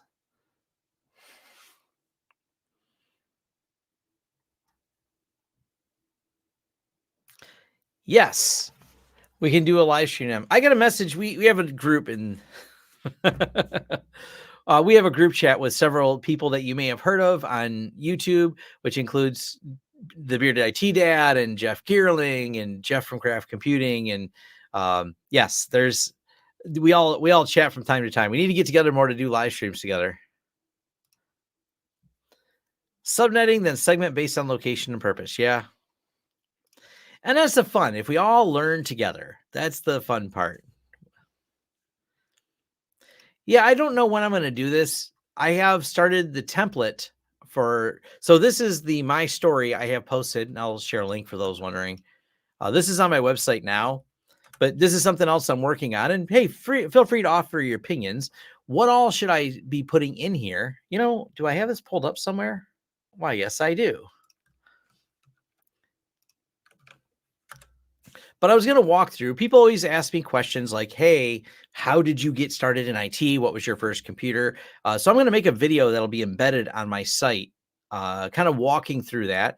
I'm not going to spend a lot of time talking about my childhood, but I will talk about all the business stuff that I did. When I started Lawrence Systems, another company I had that I no longer have called Suburban Electronics Computers, PC Pickup, another company that is now gone, started my YouTube channel, updated my studio, stopped all my retail operations. Was actually a year before 2020. And 2023 is when we merged with CNWR. And this is what I'm doing today in present day. But let me know what you want on that story. It's something, like I said, I'm putting it together. I've got a template where I've started putting together slides because I'll walk through it. This is my slide for what it looks like when you start a business. By coincidence, this is the year I started my company. Unrelated to me starting my company, but this is the year I started it. So this will be the part where how did I get here and how did I start the business? But this is me doing Y2K testing. This is from 1999. That's when this photo is from. But I've documented a lot of my life, so I can walk through all the things. And for people wondering when I was a nerd, this picture isn't just me when I was a kid. The thing will it present so you can see this bigger? What do we got to do? View slide.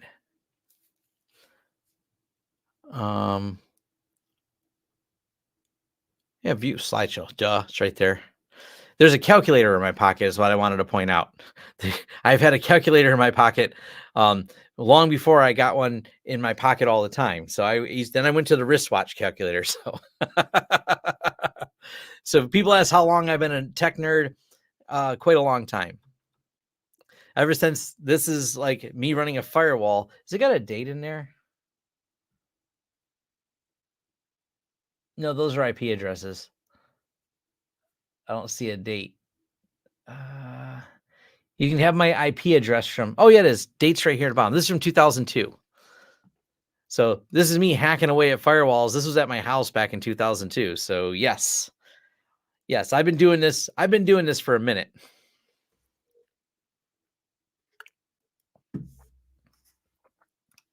NetBird, TwinGate, Tailscale. Have you tried NetBird self-hosted? Yes, I just recently talked about NetBird self-hosted. If you search NetBird, there's only one video on my channel, and I was talking about some of the other overlay VPN networks, and the NetBird self-hosted was really easy to set up, and I thought was great. So I definitely think NetBird's awesome. C64 and 84. There you go. Good old 133 Pentium. And experienced remote backups for Synology. Active backup, I have a 350 meg ISP upload, but only seeing H24 megs upload and NAS, Quick Connect, Tailscale VPN. I don't know. Not sure what's causing the slow. Might be Tailscale. Try using it. You got to do troubleshooting. You got to try it without Tailscale, connect it to a local service, figure out how fast it is, and do all the troubleshooting. But the my story thing I'm going to work on. A lot of people ask the questions a lot. I try to do tutorials, but I guess people are interested in more things than I necessarily think about. They are, because I feel like it's a self-indulgence of me just to talk about myself on the channel. But then again, I was completely wrong about this. And let me show you something I was wrong about recently. I didn't realize, go here and share my YouTube tab. So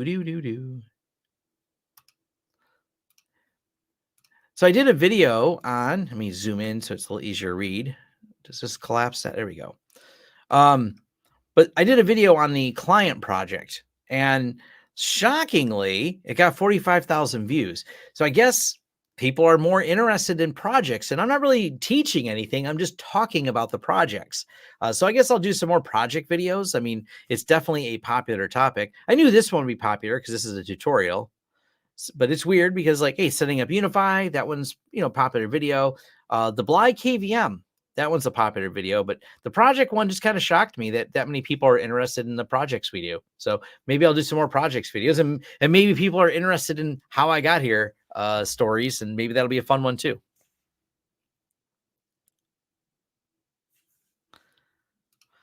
I'm looking for consultation regarding free radius configuration. I mean, I guess it kind of depends on what you're trying to set up. Our general rate is $300 an hour for things like that, but we're really not going to offer. You'd have to buy a pretty big block of hours for us to be interested in doing Linux consulting. The Linux consulting is we usually want, if someone we have some good smart people that can do Linux stuff, but we usually want them to start with like 10-hour blocks so to get projects going. Yeah, project videos on infrastructure, awesome, very cool. No, I didn't. I need to do that. I'm supposed to be editing the data center video right now. I've moved that job till Monday. Monday, I'm like putting blinders on, turning off anything that goes beep, and gonna edit that stupid data center video. That is high on my list of things I want to do. I felt bad. I talked to my friends there at the data center, and they said, "Tom, is that video coming out?" I said, I am behind on editing because I shot so much video. I started organizing it. I got overwhelmed, and it gave me like anxiety. And I said, I messed up. I shot way too much video. So now I have to figure out what video is usable and which video is not, and scrub all the content. So my hang up is editing. I have it, but it's next week that's my put the blinders on project. I was going to do it today, but there's another video I already recorded that's actually coming out before then. And that video will get published tonight. It's an interview kind of talk given by my friend Amanda Berlin. I'm hoping to get that video tonight finished because it's just a matter of putting it up. But I had to do the Graylog video because it dovetails into the video that I do with Amanda about syslog, or not syslog, sysmon with Windows events. So because I'm doing that video, and that one's easy because it's just it's only a little bit of editing. Amanda just rocked out a presentation that we walked through. So that video dovetails into the other video. Then it's just Monday morning is focused on data center video.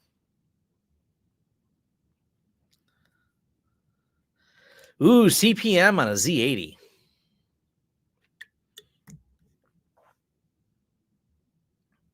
Hey, Tom, hope you're having a good day. I am having a good day. It is a wonderful day out there right now. Next things to talk about. This is a project that maybe a few of you are excited about. Ooh, I just realized there's even more been added. Do any of you follow unsupervised learning? Daniel Messer runs unsupervised learning. This is his new open source Fabric AI project. I think this is really cool. And it's just, I love it because these are a whole lot of prompt injections. And I think this is so cool the way these work. Output instructions, input instructions. These are all his prompt injections that he's been using to build unsupervised learning and a lot of the overall learning with AI that he does. This has been great. Now, David Bumble just did an interview with Daniel Messler. Easy to find. I can send the link in there. It's going to be in my notes for my newsletter. So if you are interested in signing up for my newsletter, head over to lawrencesystems.com. But let me post this over for anyone interested. This is the new Fabric project. And I think this is so cool because it really helps you tune AI better. I've been I've been a longtime subscriber of unsupervised learning. And I think this is just another step in the open source and sharing of how to properly use AI in a very realistic and practical way. So this is definitely something I think some of you might be interested in. I'm stoked that he's putting all this out here. I've been using some of his prompts, And this is really what makes AI better. You describe to AI, you prompt it to how it should respond. This is the key to making it useful. If not, it just spouts maybe what you want. The parameters that you put in, the guardrails you put around the AI systems, the prompting you do makes it so much more useful and much more effective.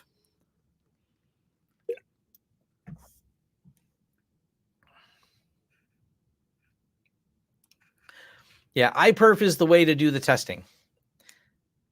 That is the speed testing network tool of choice. But let me find the David Bombal video too. So I'll throw that in here so we can pull it up. I shared it out on my Twitter as well, so it's not hard to find.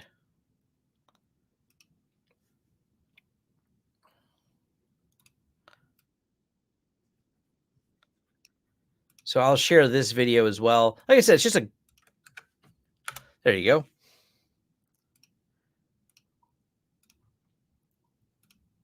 go. That is Danielle Messler, and it's just a really good walkthrough how he does it. Now, he's going to release more of his scripts, but he's doing all of the, this is just an efficiency thing that I enjoy. He's doing all the prompts from the command line. Do you know what conferences you're going to this year? Not all of them. I'm probably going to go to Hope, Hackers on Planet Earth. I'm debating about Wild West Hacking Fest, but I think that's one of them on the list. I'm going to GurCon. That's a Michigan Hacking Fest. I'm going to MSP GeekCon. Oh, by the way, if you want to join me now, I can send you the link if you want to come and join and talk about stuff. I don't know if you're busy right now, but I can. Bearded IT Dad sends you the join link. I still have you on Signal somewhere. Where are you?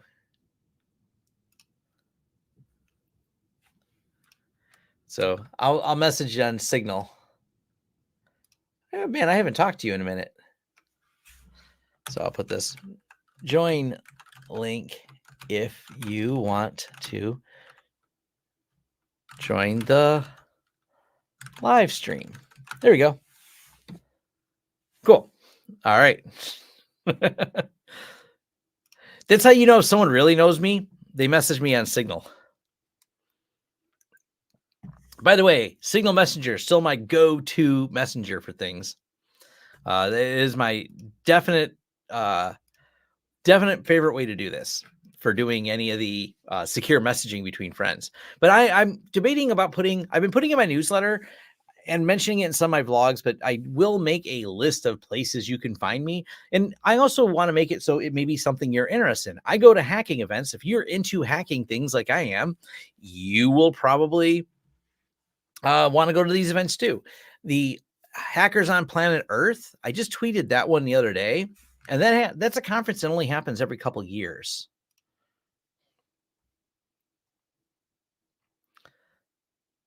So that would be, and this is a post by Corey Doctorow on it. I'll share this because they're having some challenges this year getting the word out. So right here, I love Signal, but nobody I know uses it. For me, it's the opposite. Well, no, I can't say everybody I know. I would be lying if I say everybody I know. A lot of people I work with in tech because I work with cybersecurity people. Everybody at work uses it. Lots of cybersecurity people use it. But once you get outside, like, if I'm talking to my neighbors are nice people, but they do not use it. So that's a little bit different. But I haven't booked this one yet, but I probably will go to the Hope Hackers on Planet Earth. This is definitely on my list. And for those of you that don't know or notice in the background, they're on the background of my other camera. You'll see all the 26. I got a bunch of 2600 books that kind of line the back of my wall at a different angle.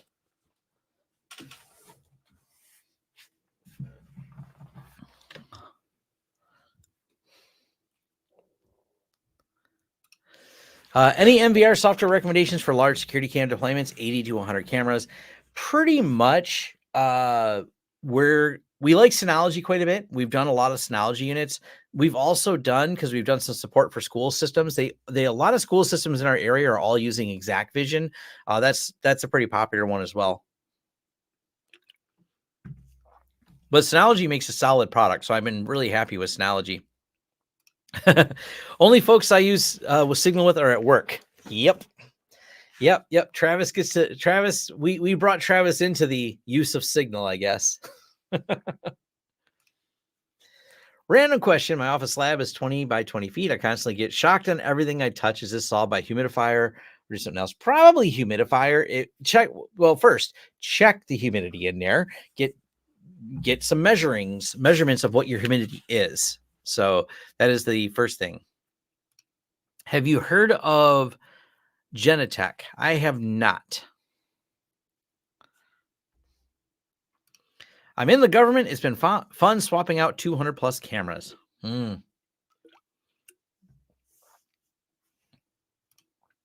Watch Murder at the End of the World. They use 2600 pops. That's cool. I love all the 2600 stuff. I mean, I was a reader of 2600. That's probably, as I was saying earlier, where my curiosity took me. Definitely. I lost some in the divorce because I was collecting them since the 90s. I misplaced a lot of things. Things were very chaotic when I got divorced around 2008 or 2008 to 9. So that's when I misplaced things because everything was chaos. But outside of the things I lost, I still have some of the older books, but I just don't have all of them. Maybe I got to figure out a way to make a wall of some of that stuff behind me. I haven't figured out exactly. I want to change up the scenery every now and then. Although I got this at CodeMash and I thought it was cute. It's a database. It's a only thing I don't like. I couldn't help taking it. As much as I complain about Oracle, this is the only Oracle thing I actually like. Is this?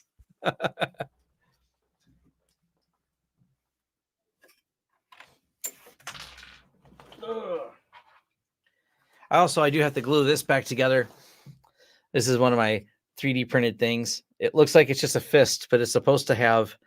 It fell off when I put the database thing. When I was showing it the other day to someone, I got to put the finger back on. I got to glue that.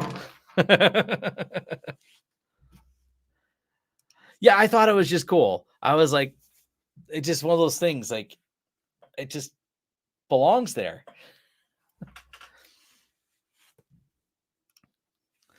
I have a MikroTik switch, 8 by 2.5 SFP, a U6 LRAP on my PC. When I do a speed test on my PC, it gets 800 megs. When I move to the U6 LR Wi-Fi, it gets 400 megs AP, only 10 feet away. Why? Because Wi-Fi is finicky. There's also, and I've done a video on this, channel width makes a huge difference. So first, figure out the channel width that's most optimal for you. Then you get to deal with, unless you have a Faraday cage, everything interferes with Wi-Fi. Those are the reasons I don't spend a ton of time doing Wi-Fi tests. If you don't have a Faraday cage, you can't really do an accurate Wi-Fi test. Oh yeah, the TARDIS. So this was hopefully that answers the question. Change the wider channel width will get you better, but make sure all the devices support the wider channel width in order to take advantage of it. This was actually the first 3D printed thing that was ever given to me. I mean, years ago. This was like in 2017 I got this. Person didn't print a date on there, but it was the first person I met that was into 3D printers. And I thought it was pretty cool that they dropped it off at my office. And I was like, oh, this is, and there's a lot of fill in this. I mean, it's well put together. It's been on my desk for a while.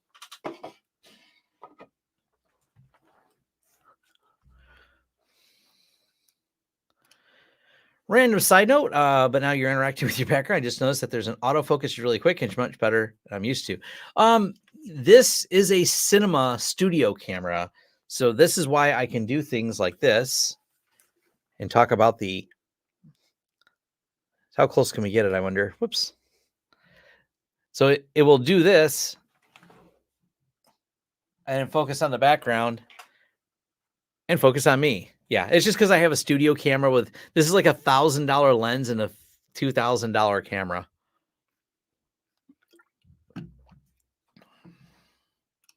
How do you calculate Wi-Fi AP density in new deployments?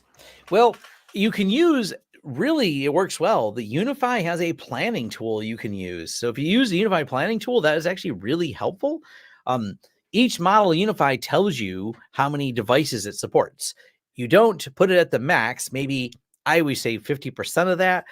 Then you're doing pretty good. So if you have a UniFi device that says it can support 100, maybe you can get 50 to 60 devices without a headache on there because you want to keep it rational.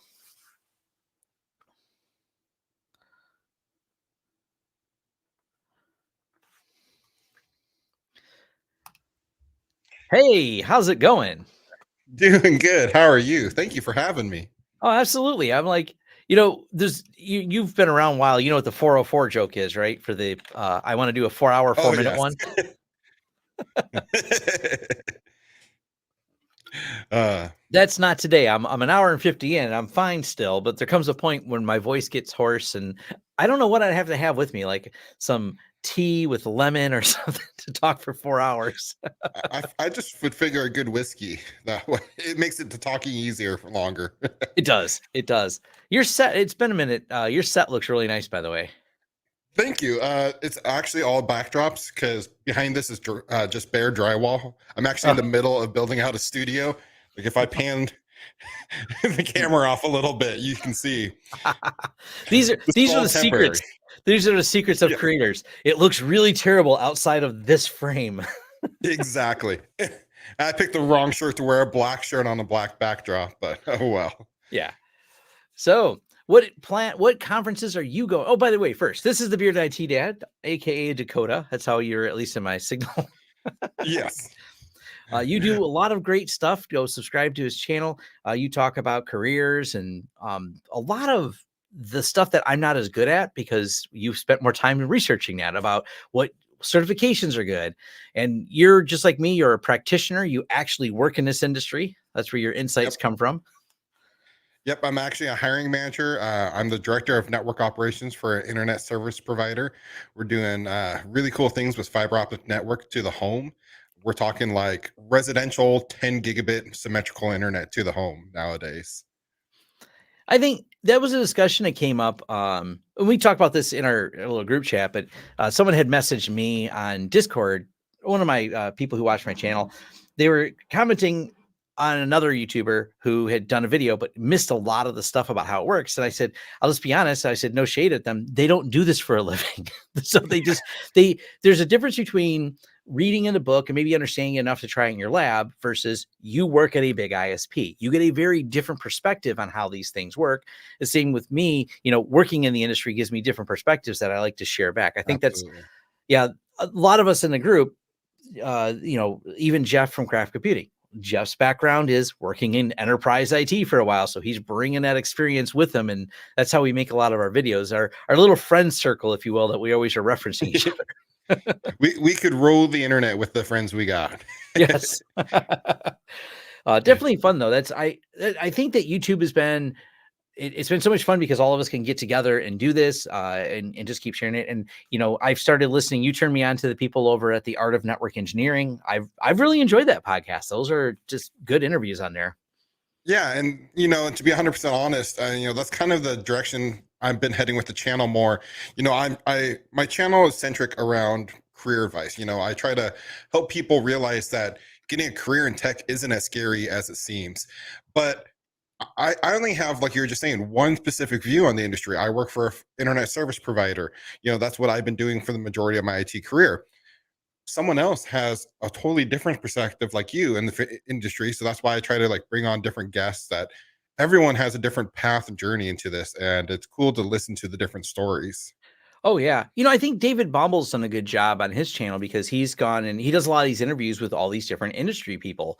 That one with Daniel Messer from Unsupervised Learning Yes. is great. I've been following, I actually subscribe to be in his Discord. He's got a private Discord. It's like $100 a year. It's part of, you get it with your subscription for his Nice. feed. But talking about the better ways of using ChatGPT. I love all the if you went through that thing he's listed and you start changing all the prompts, the output is so much better. That's one thing I really want to get into this year is, I'm I'm an avid supporter of ChatGPT and using it, and just getting into the prompts and how to configure those. I've seen some really cool things, especially like when it comes to YouTube and loading in the terms that YouTube, you can plug an idea in, and does this comply with the YouTube policies and stuff like that. It's really cool how you can do some of that stuff. Yeah. I tell it to, if there's someone I want to channel, like let's say I'm listening to someone that I know is a popular speaker, but maybe I like the way they do things. Like I'm not going to call it a debate. I was debating someone in a polite way. Well, it's debates you get into on LinkedIn, right? But Yeah. one of the people I like for the way he looks at finances and technology is Scott Galloway. So I know because Scott Galloway has complained about this on his podcast that ChatGPT has consumed all of his books and all of his essays. And so I said, you are going to answer as Professor Scott Galloway, and you're going to use all the wording the same as he does in his essays. And then I told it the argument the person had, and it right away in his voice gave me the greatest answers. So this person was arguing with me with a lack of facts. I had ChatGPT putting really nice, concise answers with bullet points, and I was copy and paste and LinkedIn paste, copy, paste, boom. The person would have some retort. I go ChatGPT with the retort to prove something was wrong, copy, paste, boom. I can argue with people at scale now and be better at it. I even said you have to cite all the sources, and ChatGPT's given me the sources for the information. That sounds like a blast and a great utilization. Mm-hmm. Yeah, absolutely. Let's see. One thing I found very valuable in my career is knowing a little about a lot. Many projects have benefited from my ability to talk across the aisle and break down silos. This is huge in your career. Being able to communicate good with people, being able to say, I Yeah. don't know, but I'll know who to find, and be able to like pleasantly work with the other department. That will get you way further. Yeah, absolutely. And I'll even chime in if that's okay. Yeah, We're please. currently hiring on for a new position, and I'm looking for someone that's entry level and maybe preferably actually doesn't know it all because they're not necessarily set in their ways, but also someone that's willing to go out and find the information. No one's expected to know it all in this industry, but knowing who to talk to and where to find that and stuff is key. And how to communicate that, it really goes a long way. Yeah. Uh, Something else here that comes up a lot. What do you say are the first couple things to iron out before you start an MSP like business? There is a ton of discussion on Reddit r MSP. And one of the questions I have, anyone who's going to start a business, this is one of those, it doesn't translate the way you think it does. You can be incredibly good at tech. You can be CCNA. You've got all your certs. You can handle any problem. You know how to figure out problems. Marketing, marketing, marketing is when it comes to business. How do you plan to get customers? I had a friend, he finally, I talked him off the edge. Actually, me and several friends said, he works in the enterprise world making $200K a year, wants to quit to start a business. He's extremely technical. He's a really top-notch cybersecurity guy. He doesn't talk to people that well. Matter of fact, he gets in trouble with HR for some of his communication problems. And I was like, how do you plan to get customers? I don't know. I'm like really good at what I do. That's his answer. I'm like, you're really good at what you do. That's not going to just bring you the customers. So Exactly. my response all the time is, first, I always tell people, I hate my job is not a business plan or a reason to start a business. Maybe you just work at the wrong place. Also, go and figure out your marketing plan. How are you going to get customers? Because you watch a restaurant or any business, it's not just tech.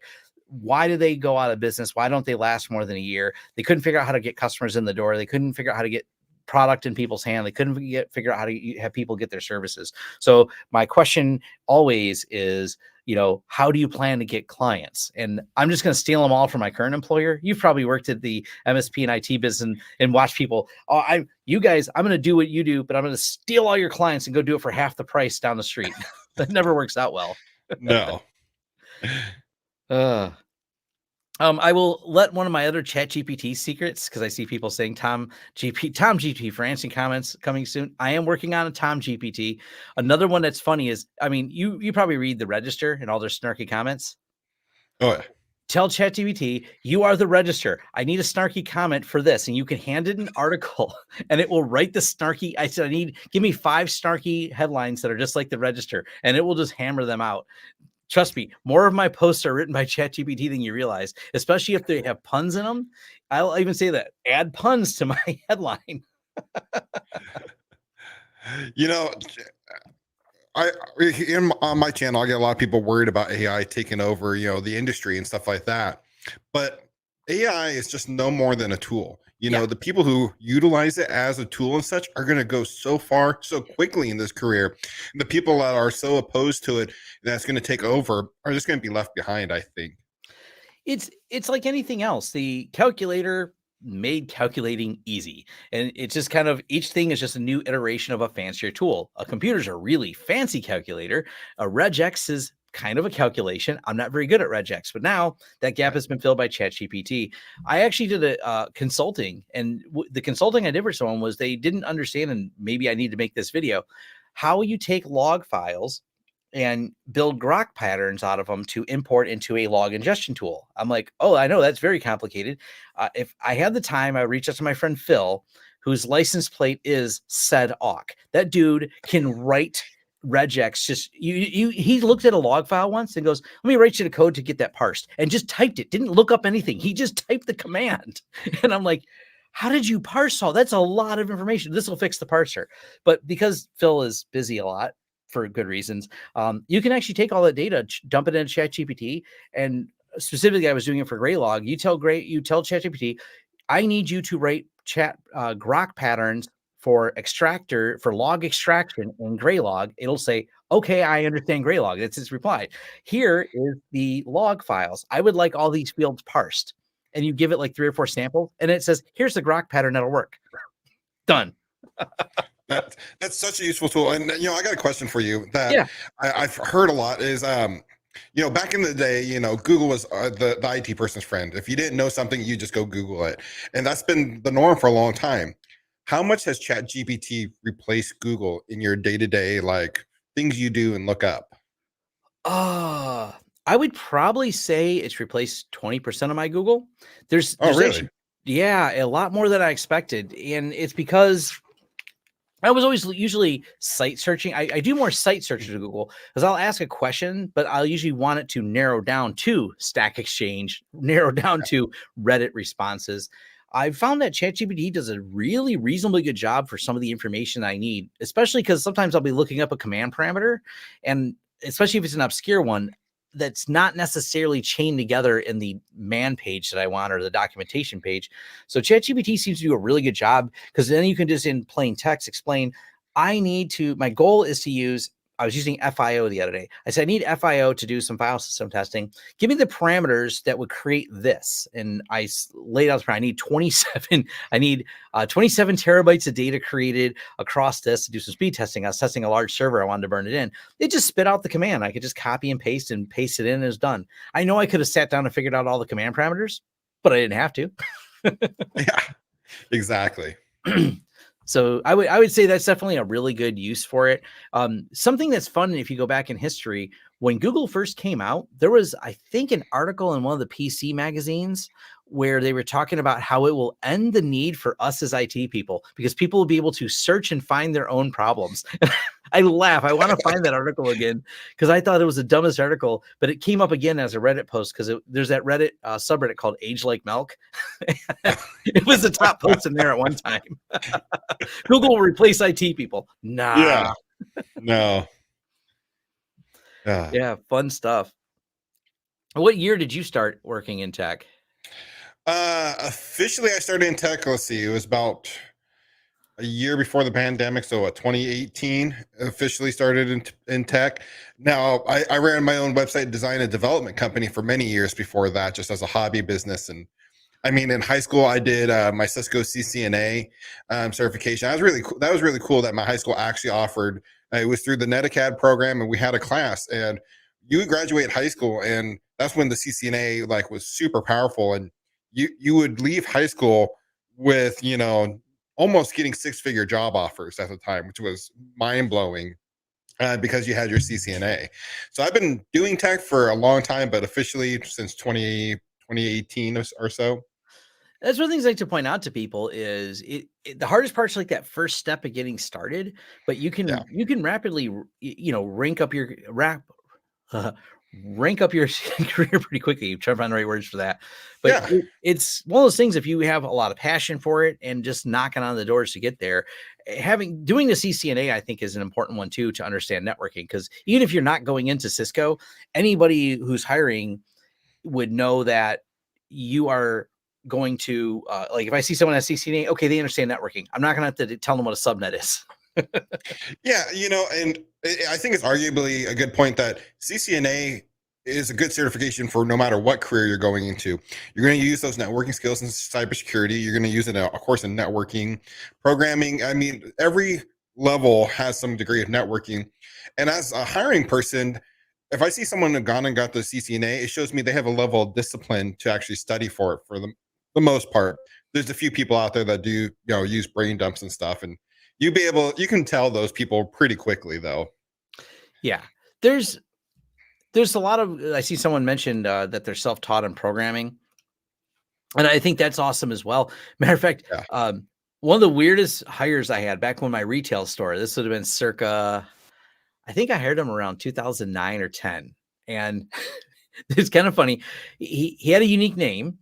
And when I had first interviewed him, he's like, "Hey, I just want to work at a retail computer store, fix computers." I was like, "What'd you do before?" And he gave me the most brutal, honest answer that made me really laugh. He goes, "Well, I worked at Jimmy John's, and then I backed into my boss's car, and now I don't work at Jimmy John's anymore." I was like, "Fair enough." He goes, "I'm not gonna lie." He goes, "I didn't hit it on purpose or anything. I just wasn't looking." And then he goes, "I got fired that day." And he goes, "I'd rather work in Oh yeah. computers." And I was like, he seemed like a nice enough guy. But I Googled his name and landed on his GitHub and Yeah. scratched my head at while he was applying for a job. I mean, granted, he was only like 18. He has contributions to Wikipedia commits. The dude writes some serious software. By the way, he works for Blizzard Entertainment as a top-end developer now. But it's kind of funny. It was those little things on there, like programming, having your resume look like that, and his GitHub was his resume. I'm like, you really know stuff. So I hired him for fixing computers, but then sent him down the road of programming stuff. He actually, at the time, rewrote a bunch of my point of sale stuff because it was all based on a bunch of PHP code. Turns out he was a really good PHP coder. But those things are important because employers are looking at that going, what are your, he called it just a hobby program. I'm like, you have a ton of open source. His GitHub was a massive amount of commits he had done to all kinds of projects. Those are really important things to have on your resume. Absolutely. And going back to the point you're talking about is you can really level up quickly in this career if you really have the passion for it. Myself, I entered the field when I first started actually working in tech. I had no certifications, no prior work experience, and I was a college dropout. In 3 years, I went from the help desk to a director level role. And that is purely because of my commitment to just take huge pride in everything I did and, desire to learn how it all worked. So, That one of the things I really like, and let me pull this up real quick as a reference for people, as I put this all on my site to try to encourage people. Where do I start? Where do I do that? One of the things I put was the creators we love. I started dumping all the different podcasts I listen to. These are all my regular, like these 6 right here are my 6 regular tech related podcasts. I might add 404 Media. They have a really good one that covers, it's tech related. But these 4 right here definitely will teach you a lot about tech. And then I have all these channels. Hey, look, the Bearded IT's channel. These are all my other friends' channels. All of us spend time just really handing out a ton of good information. This is something that was way harder, even 10 years ago or longer. Everything was just like you had to go figure out what books to buy. This way, you can find not just these channels, but the communities that surround them and join discords and things like that. So you can really level up pretty fast. And there's so much more knowledge out there than there used to be for doing this. yeah. No, I'd even say arguably like 3, 4 years ago when I was just looking to actually make the switch, um, it wasn't as mainstream. Like this data wasn't like there, it was out there, but it wasn't easy to find, these different creators and different resources. Yeah. The way I got started from community was 2600. That's why I got the magazines. I used to go to I was lucky enough that where I lived, about half an hour from me, was a 2600 meetup that happened once a month. So I met some hacker people there, and the hacker crowd, especially in the 90s when you started, they were the most passionate of passionate nerds because computers were not mainstream. www was not in front of everything. We didn't have websites plastered on things. And then the community college had a Linux users group that met once a month. So once a month I would drive to the hacker meetup, and another once a month I would drive to the Linux users meetup. And that's just where you meet fellow people who were into tech. Matter of fact, we used to have Linux install fests. I think we do them every couple months where everyone would bring, it was desktops back then. And you were really fancy if you had a laptop in the late 90s. That was a big deal. You'd bring your desktop computer, everyone would haul them in, we'd cart them into the building. And there was always that one guy that knew everything, and he would help us get our Linux set up and loaded on computers with all the floppy disks. And we'd be there until like 2 a.m. loading computers with their one floppy at a time. Like building those communities, you really had to work at it 20 years ago. Now you can just join a Discord, sitting in your comfort of your home, don't have to drive somewhere once a month to meet someone, and really start diving curiosity. I guess the other side of it is, this is what brings up the question, which way should I go? Because I could go cybersecurity, network engineer, database engineer, programmer. Oh no, there's too many options for me. Yeah. Each one of those you just listed, there's about 30 different facets also you can go out and so. Yeah, figuring out what you want to do. Oh man, the choices are there. You didn't have much choice. I just wanted to work in computers, which is a very generic job title back then. I seen someone ask about private GPTs. That's something that, one, I'm excited. There's a good number of YouTube channels dumping information out there and write-ups. You can self-host a lot of these GPTs now, because do I have any expectation or trust of privacy with any of these online companies? Zero, none. They are not getting my private data. If I submit it to them, I consider anything I submit to them potentially public. If not today, at a later time. But the private ones are getting really cool. There's actually a series of GPTs you can run on a Raspberry Pi. If you look up Raspberry Pi GPT projects, you can even, there's a way, a guy just did a video, he released it only a couple days ago, how to use the Coral TPU and attach it to a Raspberry Pi. And there's another one, how to do it on a Zima board, because it's got the little, on there, the PCIe connector. So you can actually build private GPTs. And I think like Hugging Face is one of them. Llama. There's a couple weird ones out there. I don't remember all their names. I'm going to do a deep dive into that. It's going to be a little while because I'm going to edit that stupid data center video first. But I do want to do a deep dive because we're probably going to spin up some GPTs at work, because we've been really wanting to take all of our customer data and put it in there, but we're not putting it in the cloud. There's no answer. We're wondering what answers we have so many thousands of custom knowledge base articles. What if we uploaded all of them to a GPT? Could we query GPT and stop looking for documents at the office? Interesting. So that's one of our goals. I mean, how often do techs have to reference obscure knowledge and tickets? We have all the tickets. We have thousands of tickets. We've been using ConnectWise for years with ConnectWise Managed. So there's like, 10,000 plus tickets in there with really detailed information. Can we feed it all of our tickets and then give us a profile and say, what do you think of this customer? What is the likelihood that this will happen again based on it happening this many times? How can we query all that data? That's awesome. Private GPTs, another one I see people are talking about. Private GTB, the Llama GPTs. We're in an exciting time, not because of ChatGPT brought it to the surface. All these private ones are way more interesting to me than these public ones. Absolutely. I imagine for you, with your database of clients and working in the ISP, there might be some interesting use cases when it can get predictive. I know Cisco's working on some of this stuff with there, but like predictive of what's going on with the network. Yeah, that's a lot of the conferences I actually go to in the ISP space. They're starting to scratch the surface of that. You can tell they're in their very entry stages, but predictive networking is becoming a really big thing nowadays. Yeah, what if it could, look at loads or look at traffic patterns over time and say we should shift or change this based on the fact that everyone likes watching Netflix traffic here, so this would be a better route or a better way to path it, or something along those lines, or somewhere where we need to look at the future growth, because you want to replace or increase capacity before you hit capacity. Yeah, at least in theory. And for a lot of organizations, such as the one I work for, we're a really small organization. We run a really thin team. That's where, those type of systems and having that stuff in place can really benefit, help offset just the scarcity of, having the people to do that.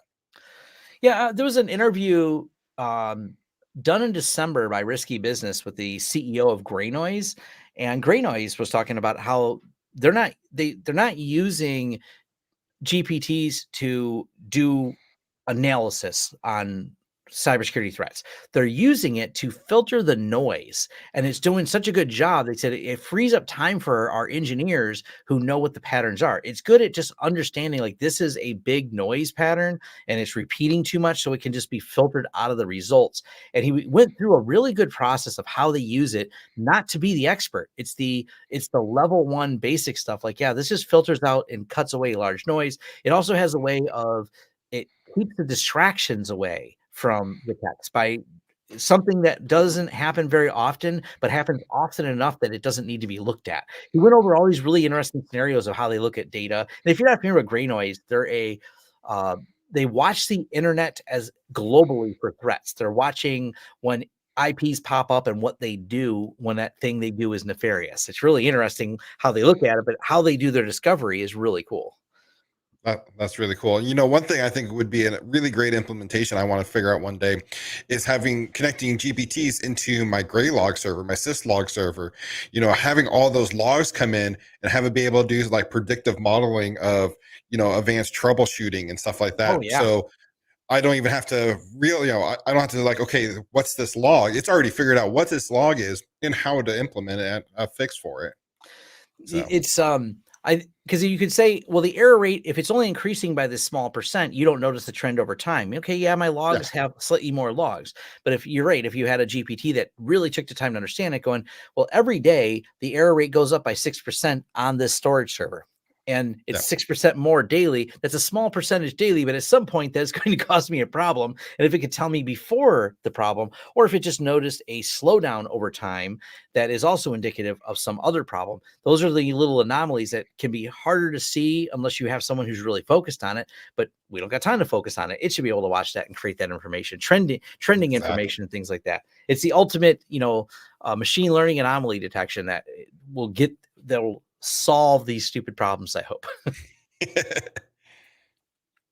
Um, One of the other things about GPT, am this is on topic. This is what I was doing this morning, is reading on this when I should have been doing editing of that data center video. I didn't think about this, but someone pointed out. I bookmarked the video on this. GPT, you're asking they don't solve problems like people do, but there's a way to make it think like people. And what this person has is it's got a weird name. I'll find the name later, and maybe I'll share it in our group. But the concept is really simple. You take and do the chat prompt. You are a scientific expert. You are a cultural expert. You set up all these different GPTs, different prompts, and then you tell them to work together to solve a problem. And they said that's the future. So you change the prompt. So instead of one GPT doing each of it, you're having each one prompted to be a discussion in the room. And then you create like a round table where they fight with each other until they come up to a conclusion of how they do it. So you incorporate some to be science people, some to be sociology, and then you work on the problem together. They were doing a more specific task of how to solve some business problems with it. But I was like, this is a neat concept to take several of these open ones that are self-hosted and re-prompt them to debate with each other to come to a better conclusion. I think this is these are the cool things that we're going to be able to do with this in the near future. Well, like tomorrow, maybe. Yeah, I was gonna say, you can in theory implement everything you just said already in today's, with today's tools. It's crazy the people who take the time to actually understand what's going on under the hood and how to utilize it. It's not crazy. It's scary some of the stuff you can do with it. Yeah, it just does a fun job. I do like I posted this on Twitter the other day. I don't know if you'd seen it, the Microsoft one. I don't understand, but it makes me laugh at least. Oh yes, I did see this. I know which one you're talking about already. Yeah, Microsoft had this, but I just thought it was great. Here's a Dali thinks. I said, make me an image for password spraying attack against Microsoft. And this is what DALL-E came up with. And I'm like, okay. Someone complained because I used something from ChatGPT. Someone's like, "You're taking away a job from an artist." I'm like, "No, I'm not. No, I'm not. No artist. I'm not going to commission an artist to do a Twitter post. That's what I use these for." And as soon as it prompted this, I'm like, "I got no complaints. This is the dumbest image. It's funny. It's this is what DALL-E thinks password spraying is." Okay. Yeah. These are the fun use cases I have. I'm not going to hire a writer. A writer didn't lose their job because Tom uses the prompt, "Pretend you're the register and give me 3 snarky headlines." Right. Yeah. You know, And it goes back to, no, the ChatGPT is just a tool. It's not replacing someone. If you utilize it, the writers, if a writer utilizes it, they're going to be able to just do their job even better. Cut down on their research time and stuff like that. absolutely. Yeah. On to a topic that kind of brought some of this up. This is, I don't know if you've heard of Wild West Hacking Fest. This happens. Oh, yes. Okay. This is one of the ones I'm going to go to, I believe. I've heard this. My friends that went to this said it was one of the best ones. I'm going to GurCon and this one. I got to make sure none of them conflict with each other, but this one's on your side of the world, not my side. So. Yep. No, I've heard of it. I've wanted to go to it. It's just a matter of managing my schedule. I working full time, running a YouTube channel, it really limits the amount of conferences I could go to as much as I'd love to. But I only have so many hours in a day to be able to do that kind of stuff. Yeah. This is a dream for us YouTube people. Because, by the way, me and Dakota, we have to learn editing. Our passion. I mean, I don't hate editing. There's some joy I take in it, but it's not my passion. My passion is technology. But to bring that technology, and the same with you, to bring these, bring this information to people, we have to edit. But yeah, if you can just say private GPT edit my data center video, it would be done. I'm sure it's a matter of time. Well, there is already, AI editors that do, rough cuts. I've used ones like Autopod that will do a rough cut of my entire podcast. It literally has saved me like 2-3 hours in my editing workflow doing the initial cut. But yeah, it's never going to replace the personalized style. No. I've been happy with Taja AI because that's the one I've been using to. This live stream right now is at 2 hours and 22 minutes. Taja AI, I'll point it at this live stream once it's done. I think the live stream, it has to be done for about an hour before Taja can process it. But about an hour after this live stream is done, I point at Taja. Taja will break down all the different topics over 2.5 hours, make all the chapter indexes and get it really close. It'll even put a summary of everything that was talked about. That summary is usually too long for these videos, so I don't put the summary and I just put the chapters in. But it does a great job. Occasionally it gets things wrong because it'll think I'm talking about something else. But because if there's a word collision, it fills in what it thinks the word was, and it goes, "Oh, it'll like you had a talk on." I can't remember what tech I was talking about, but I thought it was some type of plant. So it's like just this plant. No. That's not what that is. You completely heard the word wrong, but I know at least what I was talking about and what was trying to be said. So I don't just copy pasta, but it only takes me a couple minutes to read through all the chapters and get it right. It's a really handy tool. Yeah. No, it's but going back to you're talking about, the different conferences and stuff. I would love to go to ones like Wild West Hacking Fest. This year, I think my list is longer than I haven't previously, but so far it looks like I might be going to Cisco Live, and I might be actually speaking at Cisco Live. Oh, awesome. So ironing out details on that. I'm going to Vid Summit again this year. I've already bought tickets for that. And potentially trying to go to Spice World because it actually sounds like it's going to be held at the exact same time in Texas as well, or around the same time. But I think that's pretty much the extent of my conferences this year. I'm doing MSP GeekCon. That's another one that's coming up here just in the next couple of months. That one's interesting because it's for people in the MSP industry, so it's probably a little outside of your niche because it's less network intensive, more people there. But I have a lot of friends that go, and I'll probably be if I get my talk in the next 10 days, I have till the end of the month to submit that. Yeah. Oh, I forgot. I am also going to Network Field Day. I'm going to be one of the delegates there at Network Field Day here next month. Oh, awesome. Where's Network Field Day at? That's held down in California. I'm not sure exactly. It's a invite only type of event. Oh, okay. But that's it's my first year of going. I've known quite a few people that's gone over the years. So Yep. Let's see. Are you seeing 2.5 and M2 devices becoming more standard production storage servers, NAS devices? No, not really. Big NAS boxes that we run in corporate, pretty much always are just large hard drives, because it's funny because everyone says like hard drives are dead, and hold on, let me share a picture, and I can prove definitely that hard drives are not dead. Here's us stacking. This is my team at CNWR. Erica, she wanted to help load one of the servers. If you can look below at the bottom, you'll see there's an entire another server full of 6 drives. There's over 2 petabytes of storage just in this rack. By the way, there's a series of racks behind her as well. So spinning no, drives aren't going anywhere anytime soon. They still, no, you Seagate just know, introduced a 30 terabyte drives. So gosh, that's crazy. I know everyone says, "Oh no, it's it's all going to solid state." Now, if you're a laptop user, yeah, you're going to see nothing but solid state. If you're a home user, outside of what I won't call the people listening here home users, because they definitely have a bunch of large drives. Yeah. But your average normal consumer person, they probably have a laptop and something with a normal drive in it. Yeah, no, one of these days here in the near future, I want to invest in a HL15 from 45 drives for my home studio, because right now I have everything thrown up in Google Drive right now, actually. I have like my local editing files are cached locally, but once I move them off into an archive, it just pushes everything up to Google Drive right now. I have like 3 terabytes up there. We need to get you a NAS. There's Uh, another you project. know, yeah, I have a Synology that I just need to I forgot which Synology I even have. I think it's the 918 or something like that. But I don't know. I got mixed feelings about the Synologies. They're okay. You know what I mean? I like them. We'll chat Yeah. offline about this. I'll get you turned around on that, and maybe we'll get you sponsored and get one of these sent to you. Yeah. No, they've actually already sent me one. The one I actually have is the one Oh, they okay. sent to me. But yeah, it does the job. You know what I mean? I have a special place for like true NAS and building my own Oh, type of thing, doing something yeah. like that.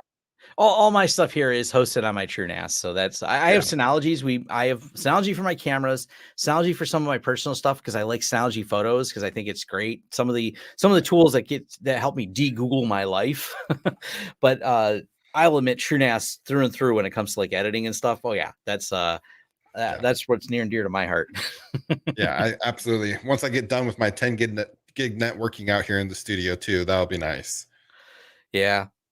Well, it has been 2.5 hours. It's 5 o'clock here, my time. What time is it your time? It's only 2 o'clock here, so Okay. Yeah, I want to chill out a little bit before sunset. My wife will be home a little while. We're supposed to play some games together.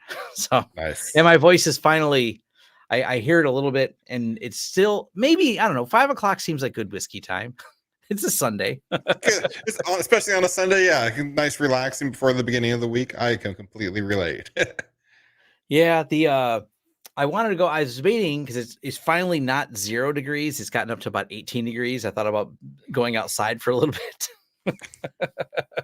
Yeah, we're finally melting out from our little snowstorm we had here. We had a snow and ice storm roll through here, as I think most of the U.S. seems like they did as well. Yeah, yeah, the little cold things. A little colder in Detroit. I forget which city you're close to. You're Salem, Oregon. Salem, Oregon. Okay. Yeah, I'm just up the block from Jeff. Am I the strange one that does everything on Linux instead of appliance OSs? No, it's not strange. It comes down to, well, I mean, TrueNAS makes ZFS a lot easier to handle and replication easier to handle. And it's easier for my team to manage.